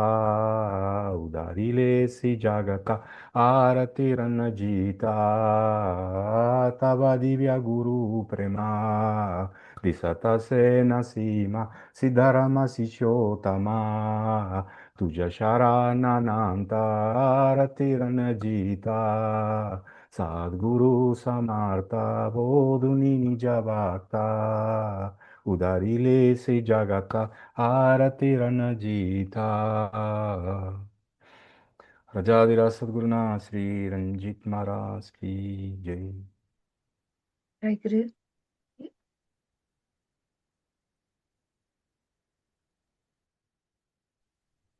Jai Guru. Luna, could you share the next video, please? Sri Sadguru Bhau Sahib Maharaj, founder of Inchigiri Sampradaya. Sri Venkatesh Khande Rao Deshpande, popularly known as Sadguru Sri Bhau Sahib Maharaj Umdikar, the prominent saint of the spiritual tradition called as the Nimbargi Sampradaya, which was started by Sadguru Sri Nimbargi Maharaj. Bhau Sahib Maharaj's spiritual guru's name was Narayan alias Sri Gurulinga Jangam, that is Nimbargi Maharaj. Of Karnataka, Dev Nimbargi. Sri Karasiddeshwar Maharaj, a guru in Navnath tradition, had given spiritual grace to Sri Gurulinga Jangam Maharaj at a mountain cave of Siddhagiri. From 31 years of age to 67 years of age, Gurulinga Jangam Maharaj had practiced Nama Sadhana, that is nearly 36 years of practice uninterruptedly, and attained highest place in spirituality. The village where Sadguru Sri Nimbargi Maharaj, that is Gurulinga Jangam Maharaj, stayed lived Bhau Sahib Maharaj Deshpande's family. This family was renowned and a well-respected one. The patriarch Sri Khande Rao Deshpande and his wife Bhagirathi Bai had three sons. First son Yashwant Rao Nana Sahib, second son Martan Rao, and third son Venkatesh Bhaurai. The Deshpandes were known as a very religious and just family. Venkatesh alias Bhaurai was born on the day of Ram Navami festival in the year 1843. He was a well-known child for being highly intelligent. Loved by his teachers for good behavior and equally good at studies, he also had a devotional bent of mind from the beginning itself. The Balbhim temple in Umadi is where Venkatesh used to worship with deep devotion. Balbhim is another name for Lord Hanuman. This temple was especially known as a very holy and a wish-fulfilling temple. Young Venkatesh used to visit the temple for daily prayers and temple rituals. On the parallel time, one of the great disciples of Sri Nimbargi Maharaj, Sri Raghunath Priya Sadhu Maharaj, also known as Sadhu Bua, was staying at this very temple for doing meditation. Sadhu Bua observed this boy Venkatesh doing daily prayers with deep devotion and was astonished. It was through the introduction by Sadhu Bua that the greatness of Sri Nimbargi, Gurulinga Jangam Maharaj, was sown in Venkatesh. Sri Venkatesh was initiated by Sri Nimbargi Maharaj at an early age of 40. Since then, he began to meditate regularly on the divine name imparted to him by Sri Nimbargi Maharaj. Venkatesh continued his deep meditation at Umardi for the next 28 years. Every early morning, he used to visit the nearby place called Umadi to meditate. By noon, he would return for lunch and work. The penance meditation reign that he followed produced the spiritual bliss of the highest command. The spiritual experiences that he gained were so blissful and blessed that Nimbargi Maharaj gave the torch to spread the spiritual path in the hands of Venkatesh. Before leaving this world, Nimbargi Maharaj gave the message to Sri Venkatesh, Bhau Sahib Maharaj, to carry on the spiritual activity and spread the teachings in all directions. Post Sri Nimbargi Maharaj's departure from the world, Bhau Sahib Maharaj increased the intensity of meditation. This blessed Bhau Sahib with Advaita Siddhi, the highest form of realization with the self. He had performed the strict meditation schedule for 18 years. Sri Bhau Sahib Maharaj meditated for 12 to 13 hours per day. This time also included reading of holy scriptures like Das Bodh, Manate Shlok, and reciting bhajans. He always gave importance to the time and allowed the strict schedule of meditation. Bhau Sahib Maharaj hosted the Shravan Sadhana Saptah at his place at Umadi for 18 years. In this Saptah, the meditation session would start at 6 a.m. in the morning till 3 p.m. in the afternoon. Great disciples used to sit with Sri Bhau Sahib Maharaj for meditation without moving. For the next 18 years, Sri Bhau Sahib Maharaj did the meditation at night from 12 a.m. to 2 a.m. by standing in his house. He has specially built a space of 2 feet in the wall in his house where only a person can stand. The intense meditation blessed Bhau Sahib with the highest form of spiritual realization with the self. He became a Sadguru and had many disciples and followers. Sri Bhau Sahib Maharaj carried forward the teaching in the spiritual lineage and initiated many disciples for 28 to 29 years. Under the guidance of Bhau Sahib Maharaj, Samadhi temple of Sri Nimbargi Maharaj was built at the village of Inchigiri. Amongst the premier disciples of Sri Bhausahib Maharaj were Sadguru Sri Amburao Maharaj, Srimati Shivulangya Vakka and Sadguru Sri Gurudev Ranade. Sri Gurudev Dr. R.D. Ranade, M.A.D. LLT, was one of the greatest mystic saints of the modern India. He knew many languages: Sanskrit, English, Hindi, Marathi, Kannada, Greek, Latin, German, Persian, Hebrew, and studied both ancient and modern philosophy in all these languages. Also, Bhausahib Maharaj's teachings were collected in a book called Nama Yoga. On 29 January 1914, Sri Bhausahib Maharaj left this world at the age of 71.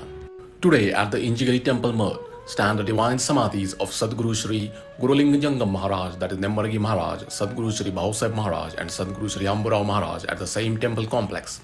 Sri Bhausahib Maharaj was a perfect example of how a self-realized saint lives in this world. Following are some wonderful experiences related to Sri Bhausahib Maharaj. 1. Once Sri Gurudev Ranade, one of Bhausahib Maharaj's premier disciple, was severely ill, for which treatment was not easily available at that time. So he and his mother stayed at Maharaj's house for a couple of months. Maharaj had cured his illness completely with meditation, prayers, and with power of mantras.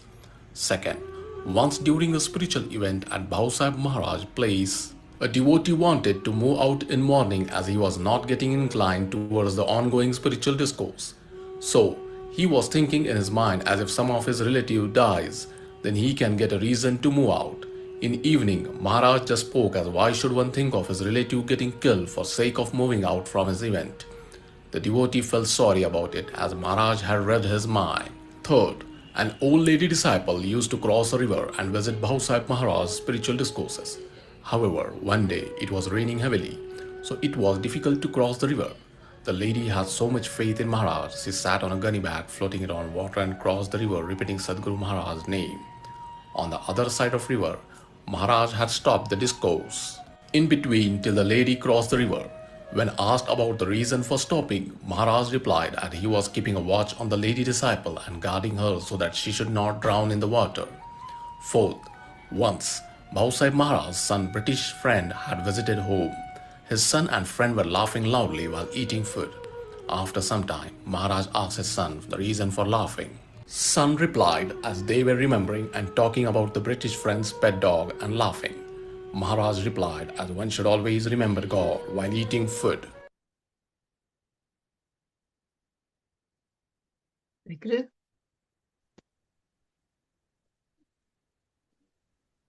Jai Guru. Marcia, you're going to sing a bhajan. Yes, thank you.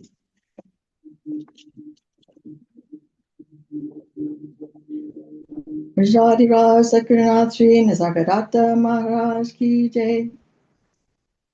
Arati Avaduta Guru Nisargadatta Prabhu Jnana Duta Avatara Siyananta Arati Avaduta Parmashatma Ranga Tapa Vigyana Ganga Nashita Bhavasanga Nichavahe Prashanta Arati Avaduta Guru Nisarga Data Prabhu Jnana Duta Avatara Siyananta Arati Avaduta Bhakta Eminagana Tuja Ananya Sharana Vanditi Tava Charana Tutrata Samarta Arati Avaduta Guru Nisarga Data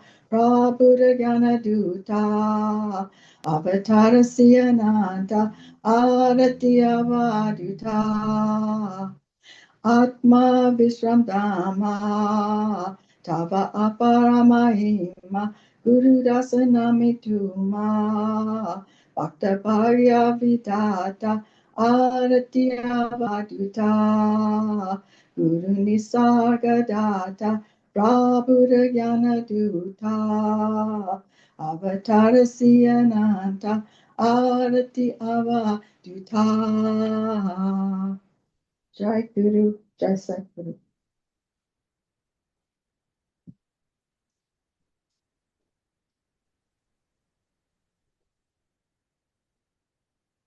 Jai Guru.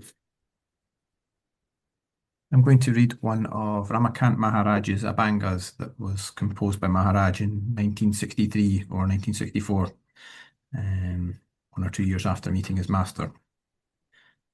O my master Nisargadatta, let me not ask for anything other than you, devotion towards you. No more give me any desire for external gods. Let me simply rest at your holy feet. May I be blessed with total devotion towards you, so much that no more do I separate myself from you. May you become everything for me. Now that I have offered myself to your holy feet, my only earnest request to you is to let me, Guru Charan, be immersed in your holy name, Nam, always. Jai Guru.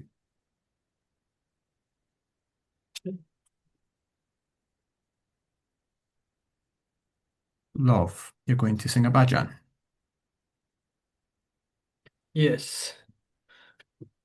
Rajaधिराज सद्गुरुनाथ श्री रमाकांत महाराज की जय. जय देव जय रामाकंता हो जय दीनानाथा. आरतियो वाली तो तुझरा अनंता. जय देव बहुभग्या अमुचे जगिया अवतरला. तव धन्या चातोला लभम हाजाला. जय देव जय रामाकंदा हो जय दीनानाथा. आरतियो वाली तो तुझरा अनंता. जय देव तू देहानवेसी परमात्मा करा. वो दुनिया से उद्धरा भक्तन चाकेरा. जय देव जय रामाकंदा हो जय दीनानाथा. आरती हो वाली तो तुझरा अनंता. जय देव यानी मनी तुझिया निसर्गदत्ता वाणी. तैसी हाजारी तब बुद्धवाणी. जय देव जय रामाकंता हो जय दीनानाथा. आरती हो वाली तो तुझरा अनंता. जय देव निरासन में जन्मा मरना तुधा विधि मुक्ति. कुटर्थ होने भक्ता लुतंगनि जाति. जय देव जय रामाकंता हो जय दीनानाथा. आरती हो वाली तो तुझरा अनंता. जय देव Jai Guru. Jai Guru, thank you.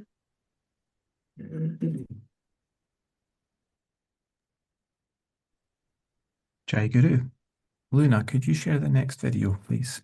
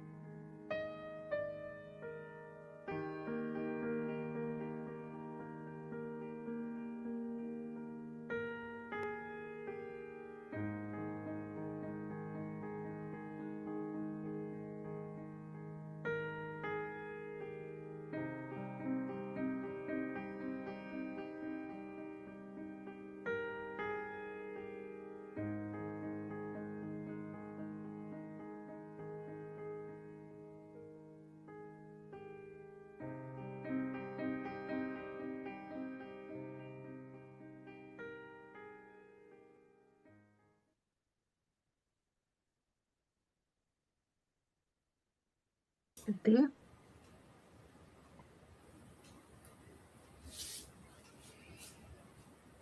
Jai Guru. Maria, you're going to sing a bhajan. Yes.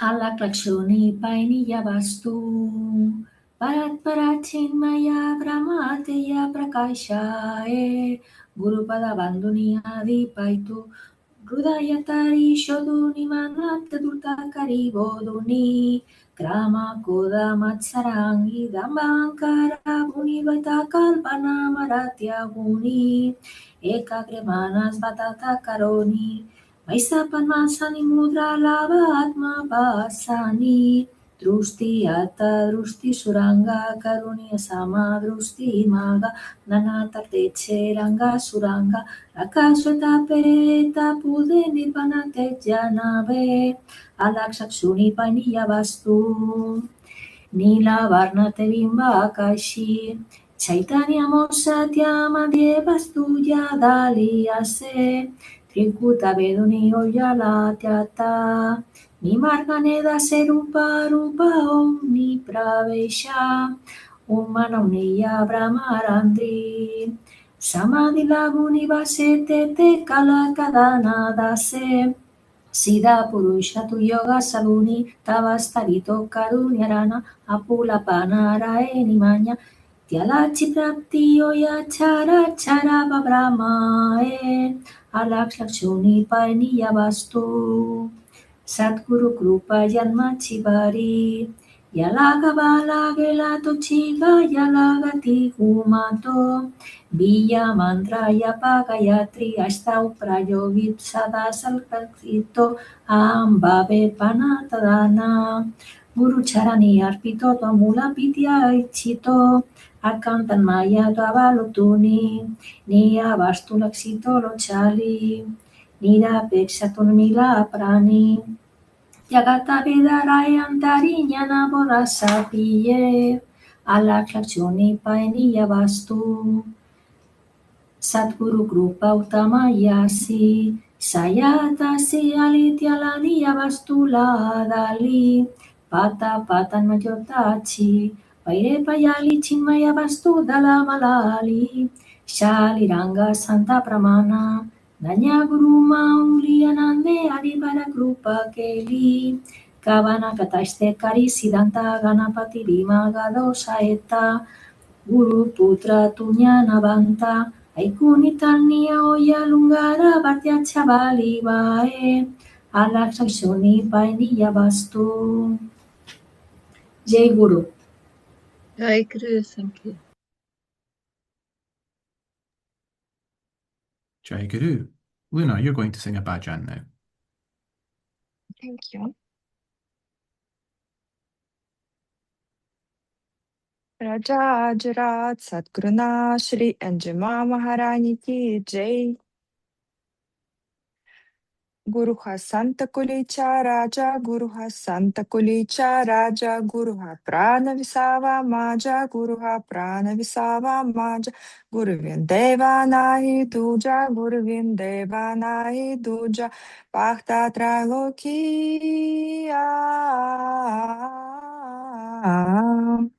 Guru ha Santa Kulicha Raja, Guru ha Santa Kulicha Raja, Guru ha Santa Kulicha Raja, Guru ha Santa Kulicha Raja, Guru ha Sukha Cha Sagara, Guru ha Sukha Cha Sagara, Guru ha Prima Cha Gara, Guru ha Prima Cha Gara, Guru ha Draira Cha Dongara, Guru ha Draira Cha Dongara, Kada Kale Dalmalina.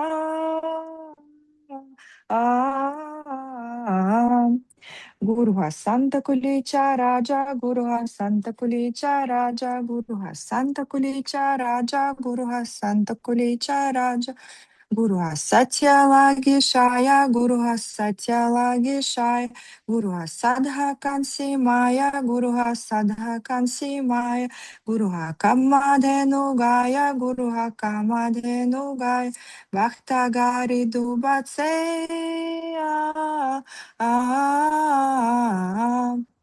Guru Santa Kulicha Raja, Guru Santa Kulicha Raja, Guru Santa Kulicha Raja, Guru Santa Kulicha Raja, Guru Bhakti Che Mandana, Guru Bhakti Che Mandana, Guru Kala Sidandana, Guru Kala Sidandana, Guru Karta Sekandana, Guru Karta Sekandana, Nana Pari Papa Che.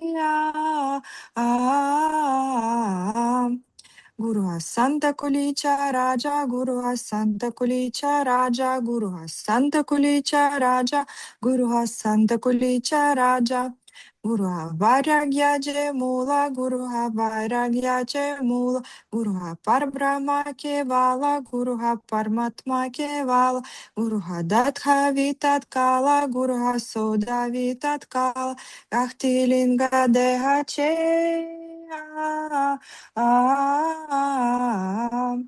Guru Santa Kulicha Raja, Guru Santa Kulicha Raja, Guru Santa Kulicha Raja, Guru Santa Kulicha Raja, Guru Gali Jnananjana, Guru Gali Jnananjana, Guru Dakha Vinidhana, Guru Dakha Vinidhana, Guru Sabhagya Deuna, Guru Sabhagya Deuna, Svatma Bodha Dandaviya.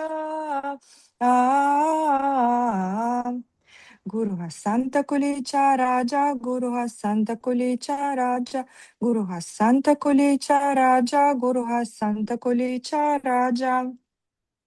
Kaya Kashi Guru Padeshi, Kaya Kashi Guru Padeshi, Taraka Mantra Dila Masi, Taraka Mantra Dila Masi, Vapa Ithala Maheshi, Vapa Sitaram Patri Shasi, Vithala Vinavi Guru Charaniya. Guru Santa Kulicha Raja, Guru Santa Kulicha Raja, Guru Santa Kulicha Raja, Guru Santa Kulicha Raja. Jai Guru, Jai Sadguru. Jai Guru, thank you.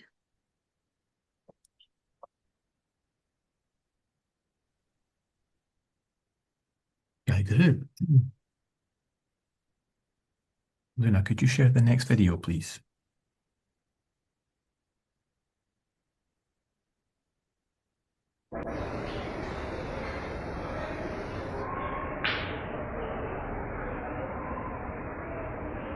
No rebirth, no birth.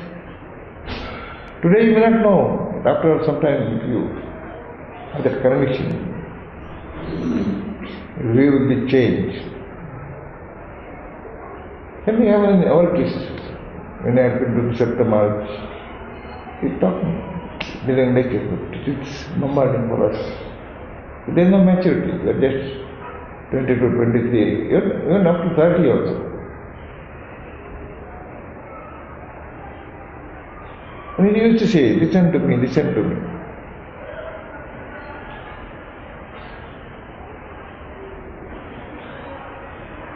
Because it is plant of reality, planted in your self-wisdom. Master planted the plant of ultimate reality. Reality must be your self-wisdom. All the time we are opposing ourselves body form. That's about to dissolve spontaneously. It's open act. Prior to beingness, we are not doing nothing. Prior to beingness, do you know about death and birth? Then you go to this body, my care. Prior to beingness, do you know about my care? Nothing, nothing. I have decided prior to beingness, I have to take birth in Canada. After leaving body, now I have to go Russia? No. No planning is there. All planning within the circle of the body knowledge. So not to plan it, not to guess it. What will happen after leaving the body? Why to worry about it?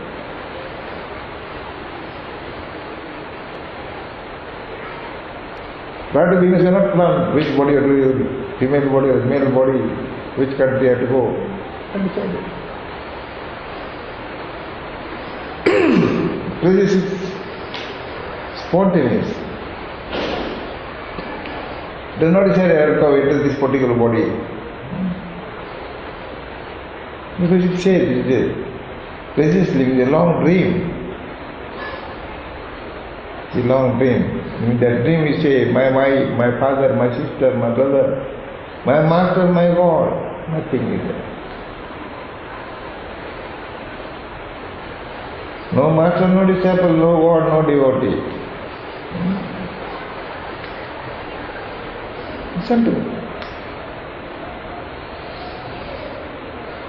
We came across in the words along with the body.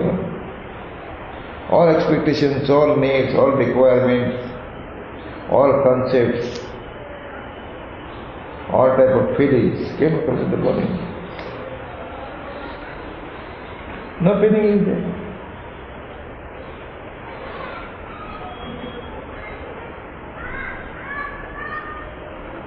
And therefore, this is all body knowledge. Total involvement is meditation is base ultimately. On those days they are waiting 20 years, 30 years, no? But very easy now. When outside master 10 or 12 hours it is. And they reduce.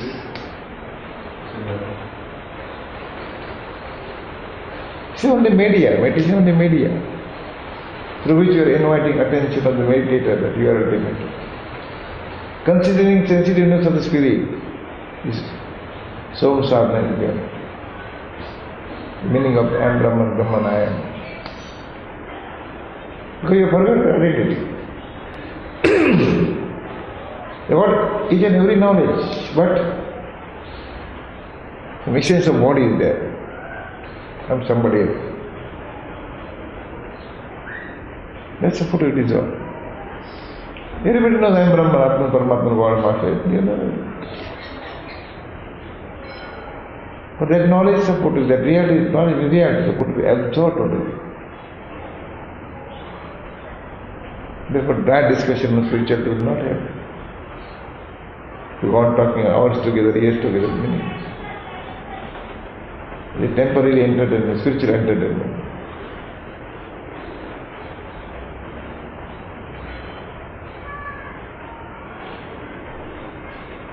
Everything within you, but somewhat essence of body is there.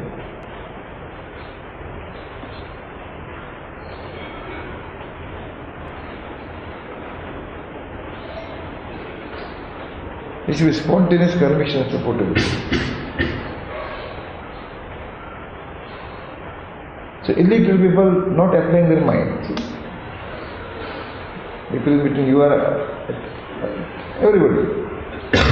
Illiterate people. If my master says you are Brahman, I'm Brahman. They are not applying mind. Why I am Brahman? Whether I am Brahman or not? What will happen? No. If you say master ki, you have a very good example. Master says, your disciple, see, now it's got some cow is there, give some grass to it. He went there, then there is no cow, one dog was there. But my master says, the cow is cow. This is not blind faith, because they have strong faith in master. My master is ultimate. They are not applying their intellect mind. Plain. Illiterate people. They accept the reality totally. See the Suddhas. About their liberated people, Saint Tukaram, all it's none of all quite. Tukaram, so many saintly people. It's very simple. Totally related.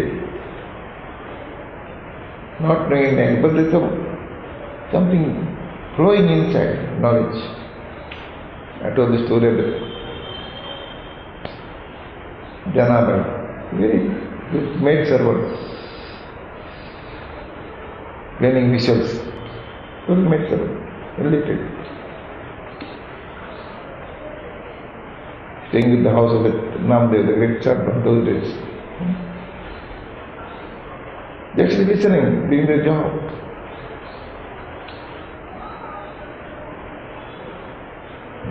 Their poems are exceptional. The lady says, I see myself in each and every atom. She do not know what is atom. She says, I see myself in each and every atom. In Gita, Sri Krishna said, Mama Oshe Jiva Lokam, I am essence of mind, each every being. Essence of mind, each every being. Same thing is that lady, inflated lady. How this happens? The put is very simple, no?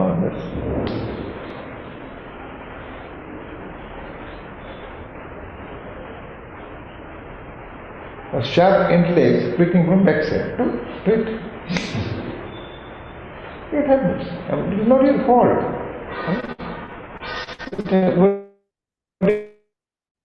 You are alert. You are entirely within you. Remember the words of Purnima, except the self-listen, there is no God. If you listen carefully, in entire spiritual knowledge, in one sentence, read the entire spiritual knowledge in one sentence. What do you say? Except self-self, there is no God. No karma, no atma, no karma, no mata. How do you want? That's the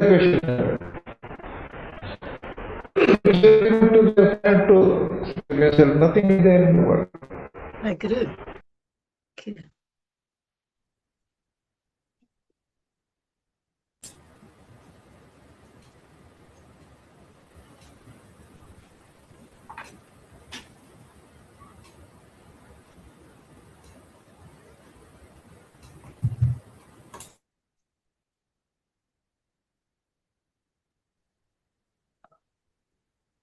Marcia, you're going to read. Yes, thank you. From Selfless Self, number 149. You are prior to God. Maharaj. Siddha Rameshwar Maharaj used to say, if you take one step, I will raise your foot and take the next step for you. One way love is not effective. It has to be there on both sides. You must have strong faith in your master and remain loyal to him. Years after Siddha Rameshwar Maharaj's passing, Nisargadatta Maharaj used to say, my master is alive. He may not be here physically, but my master is alive. I'm not a widow. Question, like he was still married to Siddha Rameshwar Maharaj? Maharaj, yes. He had the strongest faith.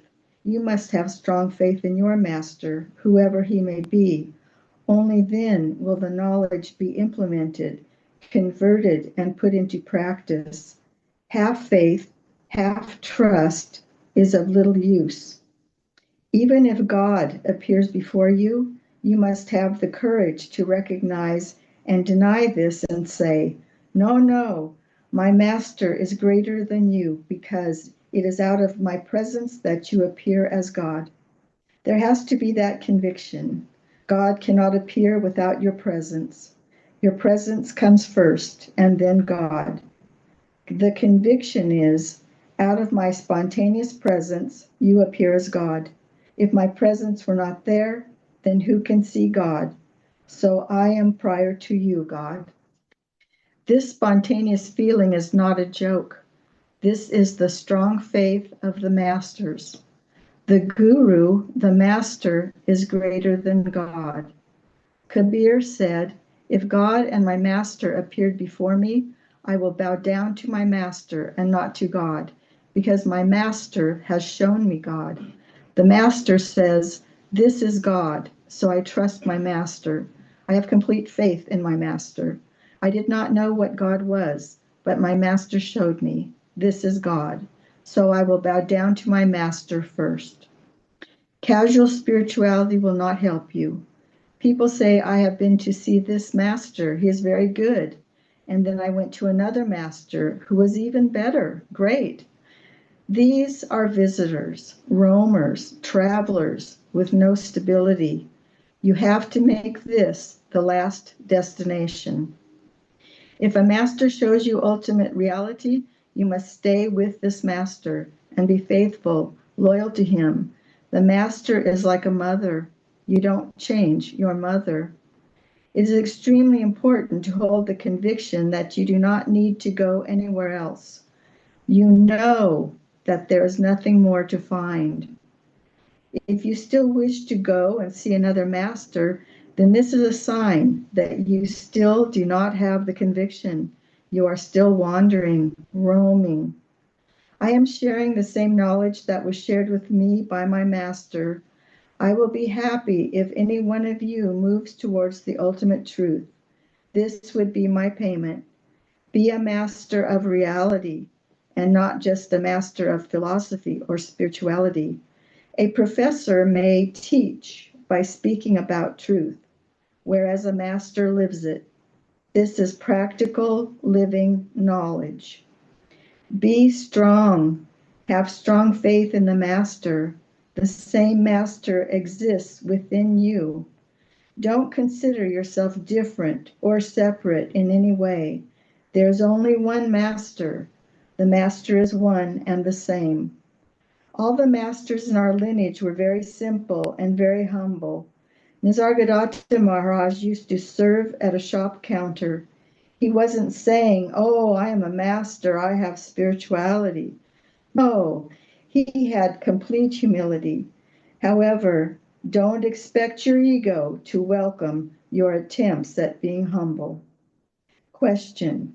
So it is very important to be humble?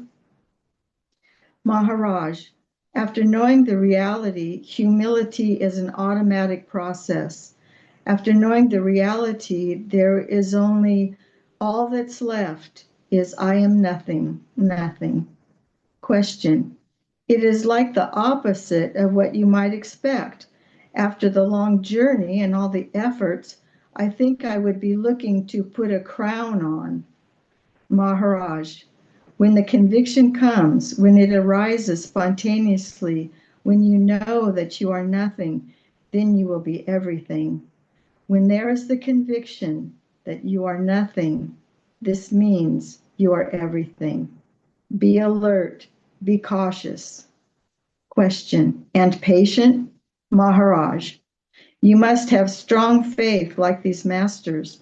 They were ordinary people, but they accepted the knowledge, the reality that was given by the masters, totally and completely. They are wonderful examples of strong faith, strong dedication, strong involvement. Question. That's why it is important for you to keep hammering us, repeating the same thing over and over. Maharaj, the same thing because it is necessary. Question. I am convincing myself at the same time, but coming from you, it is very effective. Maharaj, yes, but you have to be alert all the time. That is why Balsab Maharaj clearly mapped out the discipline of meditation and bhajans. You need to be alert to your presence, that is the ultimate truth, 24 hours of the day. Endless hammering is needed. Do your normal activities, but at the same time, you are always staying with, yes, I am Brahman, I am that. Question.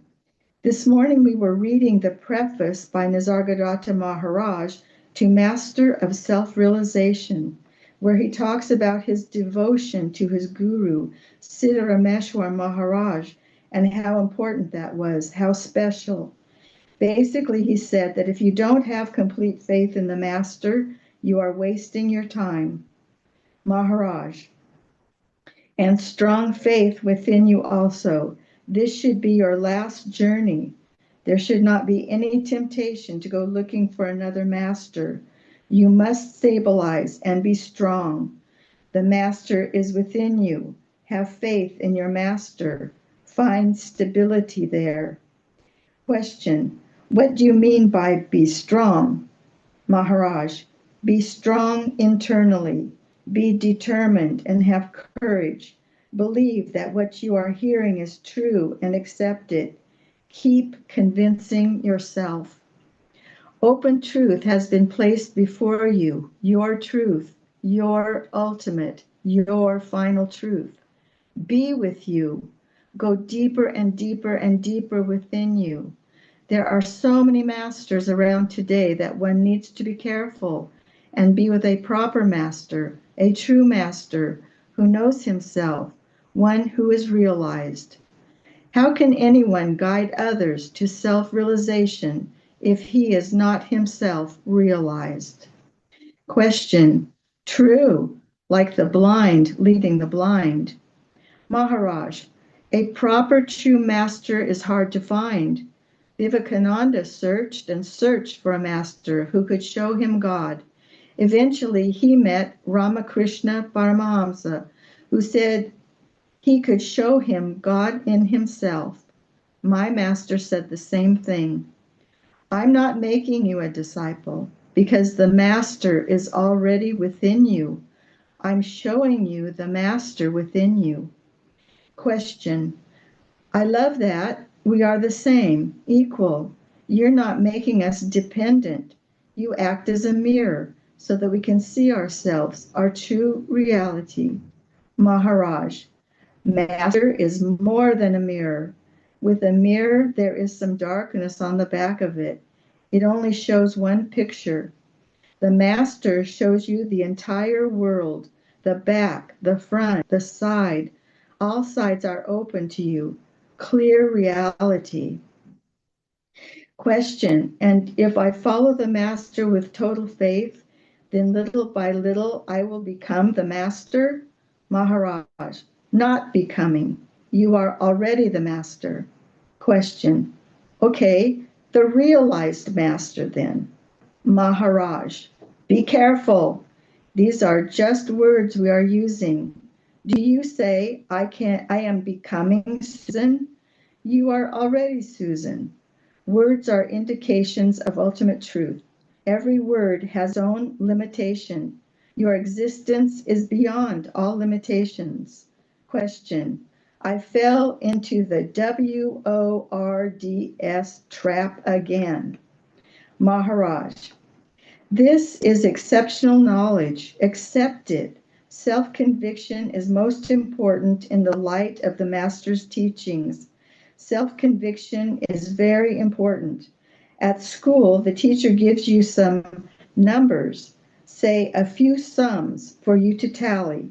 You attempt to add them up using different ways to get the right answer. Likewise, the Master is giving you knowledge. It is up to you to work it out, tally, add it all up, and reach true conviction, real conviction, full conviction. Question. Yes, we are taking all the stuff you have said without doubts and adding it all up. There's no discussion as such, no debate. Maharaj.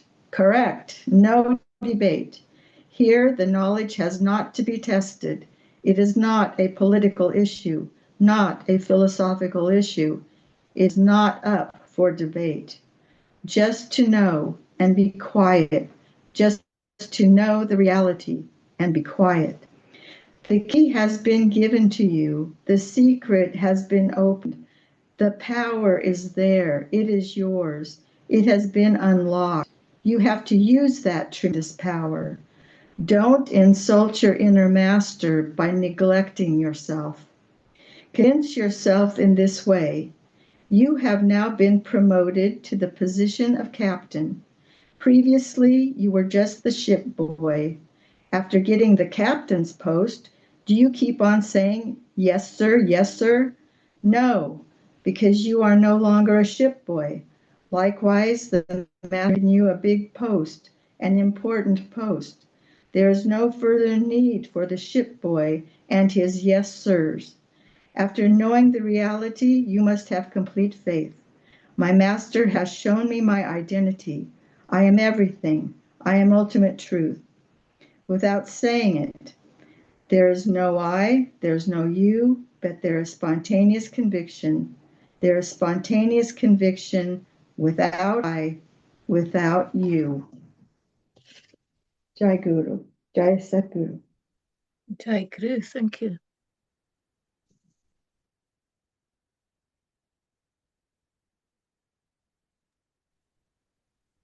Jai Guru. Maria, you're going to sing a bhajan. Yes.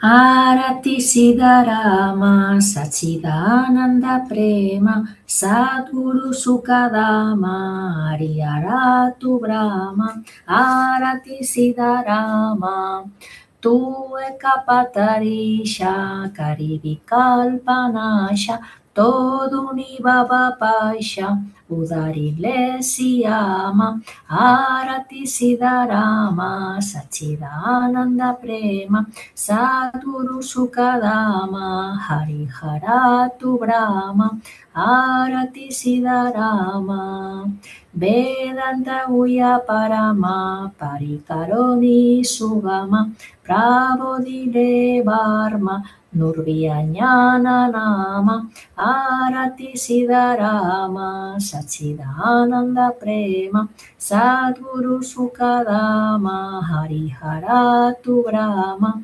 Arati Siddharama Vedanta Varaisha Tuja Pranama Shatasha Data Trayadasam Deyasvarupi Virama Arati Siddharama Sachidananda Prema Sadguru Sukadama Hariharatu Brahma Arati Siddharama. Jai Guru.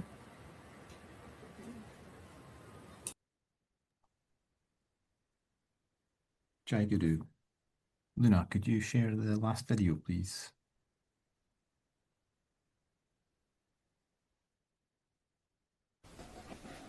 Chapter 161. Identify your selfless self. Maharaj. Bausaheb Maharaj devised a systematic plan to counter the unending flow of illusory and attacking concepts. He knew the pitfalls and how easily distractions could spoil concentration. He spent 18 years in meditation, standing meditation in the forest. Our daily practice of reciting the mantra, meditation and bhajans came directly out of this master's first-hand experience. He knew the weaknesses and traps only too well, having experienced them directly himself. We are now benefiting from his findings and wisdom and have a practice that is foolproof. When there is loss of peace, disturbance, imbalance of mind, memories, etc., when all these come, they can potentially threaten your stability. To prevent this happening, meditation and bhajans are essential to serve as a constant reminder that you are ultimate truth. Along with discrimination, the meditation and bhajans will help you stay alert. Use discrimination. Your happiness lies beyond the three attractions of publicity, money and sex. Your happiness is spontaneous happiness. It does not require any material cause for it to be there. Total and spontaneous silence will result from your practice. Take reality seriously. Treat your status with the utmost care. If you let indiscriminate thoughts enter, they may create another dream. Keep dangerous thoughts at bay. You do not want another dream like this one. Rebirth is a concept that has been planted from childhood. Get rid of it. The moment your guard is down, the ego will attack you. Therefore, with full concentration, be involved with you. Full concentration. Someday you will leave these bones, blood and flesh. Be prepared. Spend time in a cemetery or near to where the bodies are burned. This can be a useful and pragmatic exercise. Identify your selfless self. You are the final truth. You are Brahman. You are God. You are not separate from yourself. You considered yourself in body form. You were never the body. Your invisible presence has always been there. Identify your selfless self. Now is a wonderful opportunity for you to really know and realize that you are neither man nor woman, you are Brahman. The spontaneous conviction will appear. Embrace the reality that you are. The mind, ego, intellect are not allowing you to accept this reality completely. What is reality? You are ultimate truth. This is reality. Engrave it with the practice. At this stage, there is no need for further study, for further teachings. You no longer have any use of all these words that came after your presence, words that were created by us. Questioner: don't you think that the lineage teachings help the parampara? Maharaj: it's okay, but where was this parampara prior to beingness? When you came across with the body, you came across all this body knowledge. No knowledge is knowledge. No knowledge is knowledge. Study yourself. Make your own spiritual inquiry and find your own self-knowledge, not the parampara's knowledge. Why do you wish to visit these sweet words again? Parampara, upasana, prarabdha. Find your own self-knowledge. You know nothing about the world, nothing about the parampara, nothing about spirituality. Ultimately, spirituality is also ignorance. Conviction, spontaneous conviction. Don't let these words block you either. Everything is illusion, the clothing of various concepts. Come to know it is a dream. Remove these clothes that are full of concepts. Remember that all these relations, husband, wife, all body relations are body related, nothing more. Prior to the body, there was only sky, and we are beyond sky. We are unconcerned with all activities and incidents. Nothing happened, nothing is happening, nothing will happen. Be bold, but not bold in an egotistic way. Accept, but make sure that what you accept is based on reasoning. Respect your selfless self through which this world is projected. This is not your identity at all, so don't accept it. That dying moment should not be miserable. It should be happy, filled with anticipation and eagerness. Come on, come on. Accept reality, your reality. You are final truth. You are the final terminus, the last destiny. There are no in-betweens. Prior to coming to the ashram, you had an address which brought you here. Spiritual knowledge is just like that address. It was given to you. so that you could reach your selfless self? There should be strong conviction. You must have strong willpower. All the masters were strong-willed. Have faith like Nisargadatta Maharaj. If you have that kind of faith, you will come to the reality. Be stable. Instability at the beginning will distract you from your roots. You can go to any realized master, but it is more important that you go to and be taught by your inner master. The sadhus walk around Arunachala many times. Very nice. But what exactly are they trying to achieve? Why trouble the body and put it under such stress? You are already with you. Books indicate the same thing. Selfless self is all there is. Now you know. You are to maintain it. There is no need to put the body through any kind of torture or endurance tests.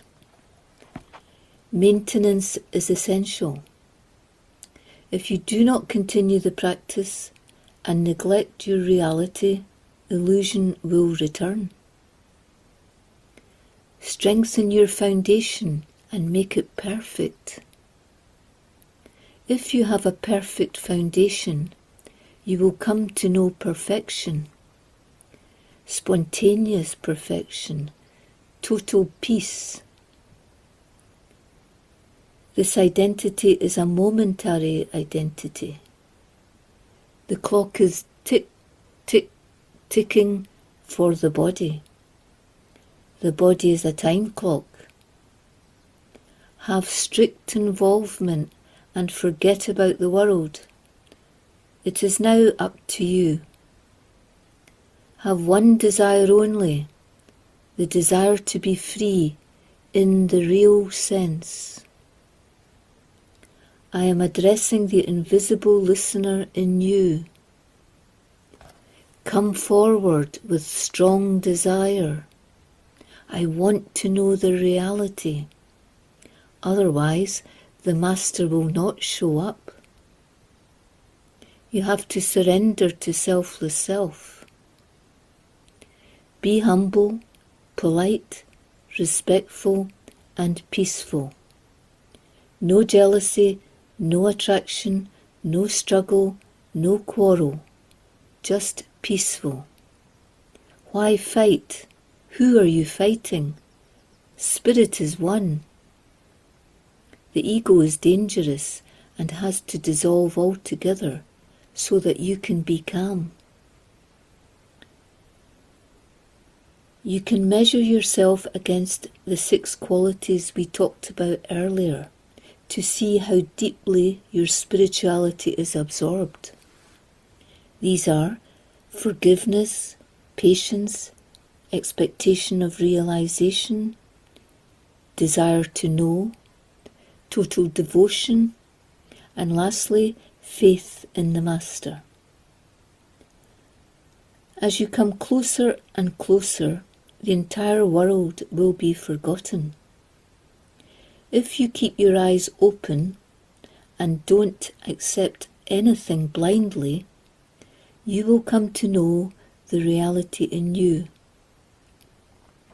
Follow Nisargadatta Maharaj's advice. Don't be so cheap that the world can pocket you. Some teachers are charging $100 to teach you how to breathe. Don't follow any of these teachers. Don't follow anything or anyone blindly. Be loyal to yourself. Respect your selfless self. Stop the search and concentrate on the searcher who is ultimate truth. Have strong faith in your Master who has shown you that masterly essence within you. One day you may find yourself talking spontaneously, in the same way that I am talking. The flow of knowledge will be spontaneous. You are to respect your selfless self. You are to respect the reality. I am final truth.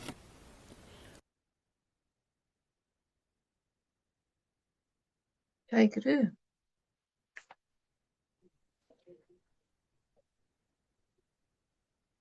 Jai Guru. Guillaume, you're going to sing a bhajan. Yes, thank you.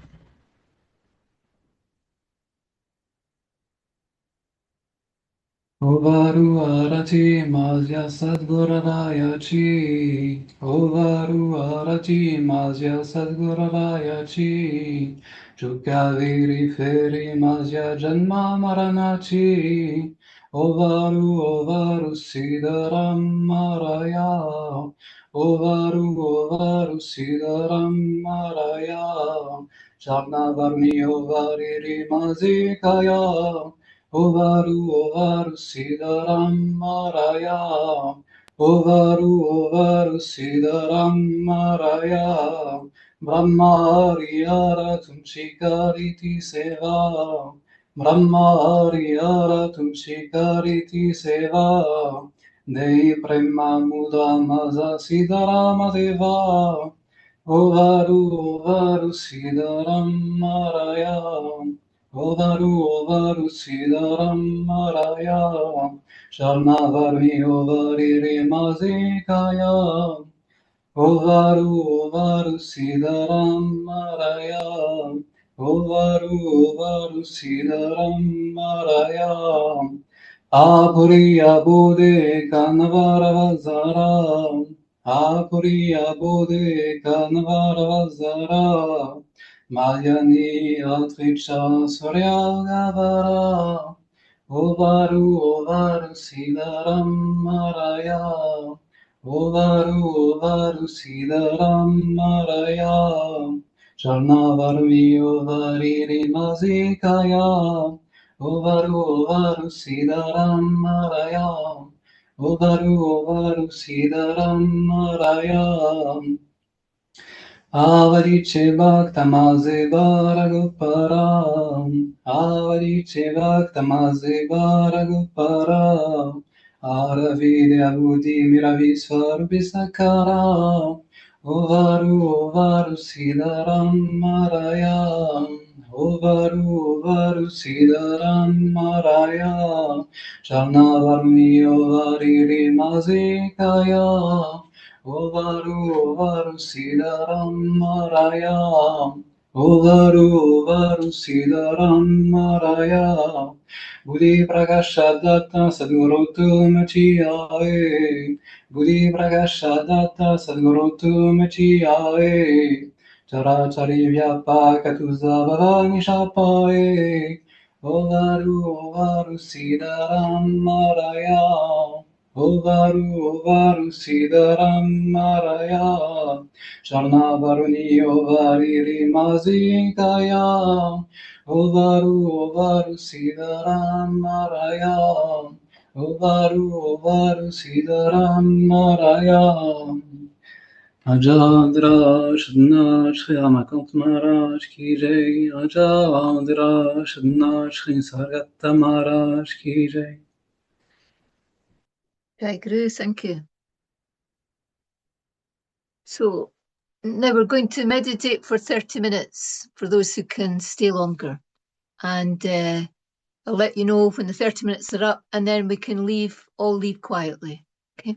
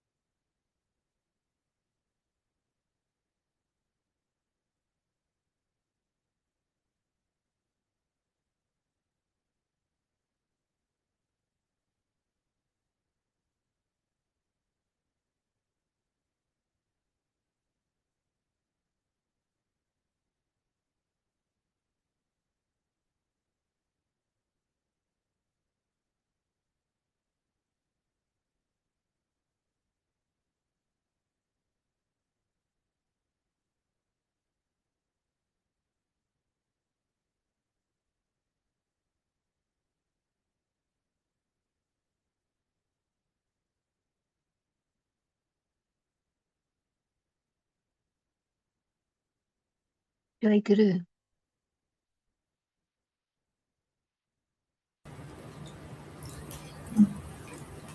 Jai Guru. Jai Guru.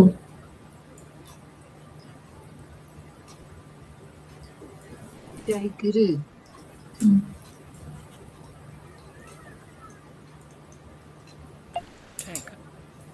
Bye bye. Bye bye. Jai Guru. Jai Guru Anji Ma. Jai Guru. Guru.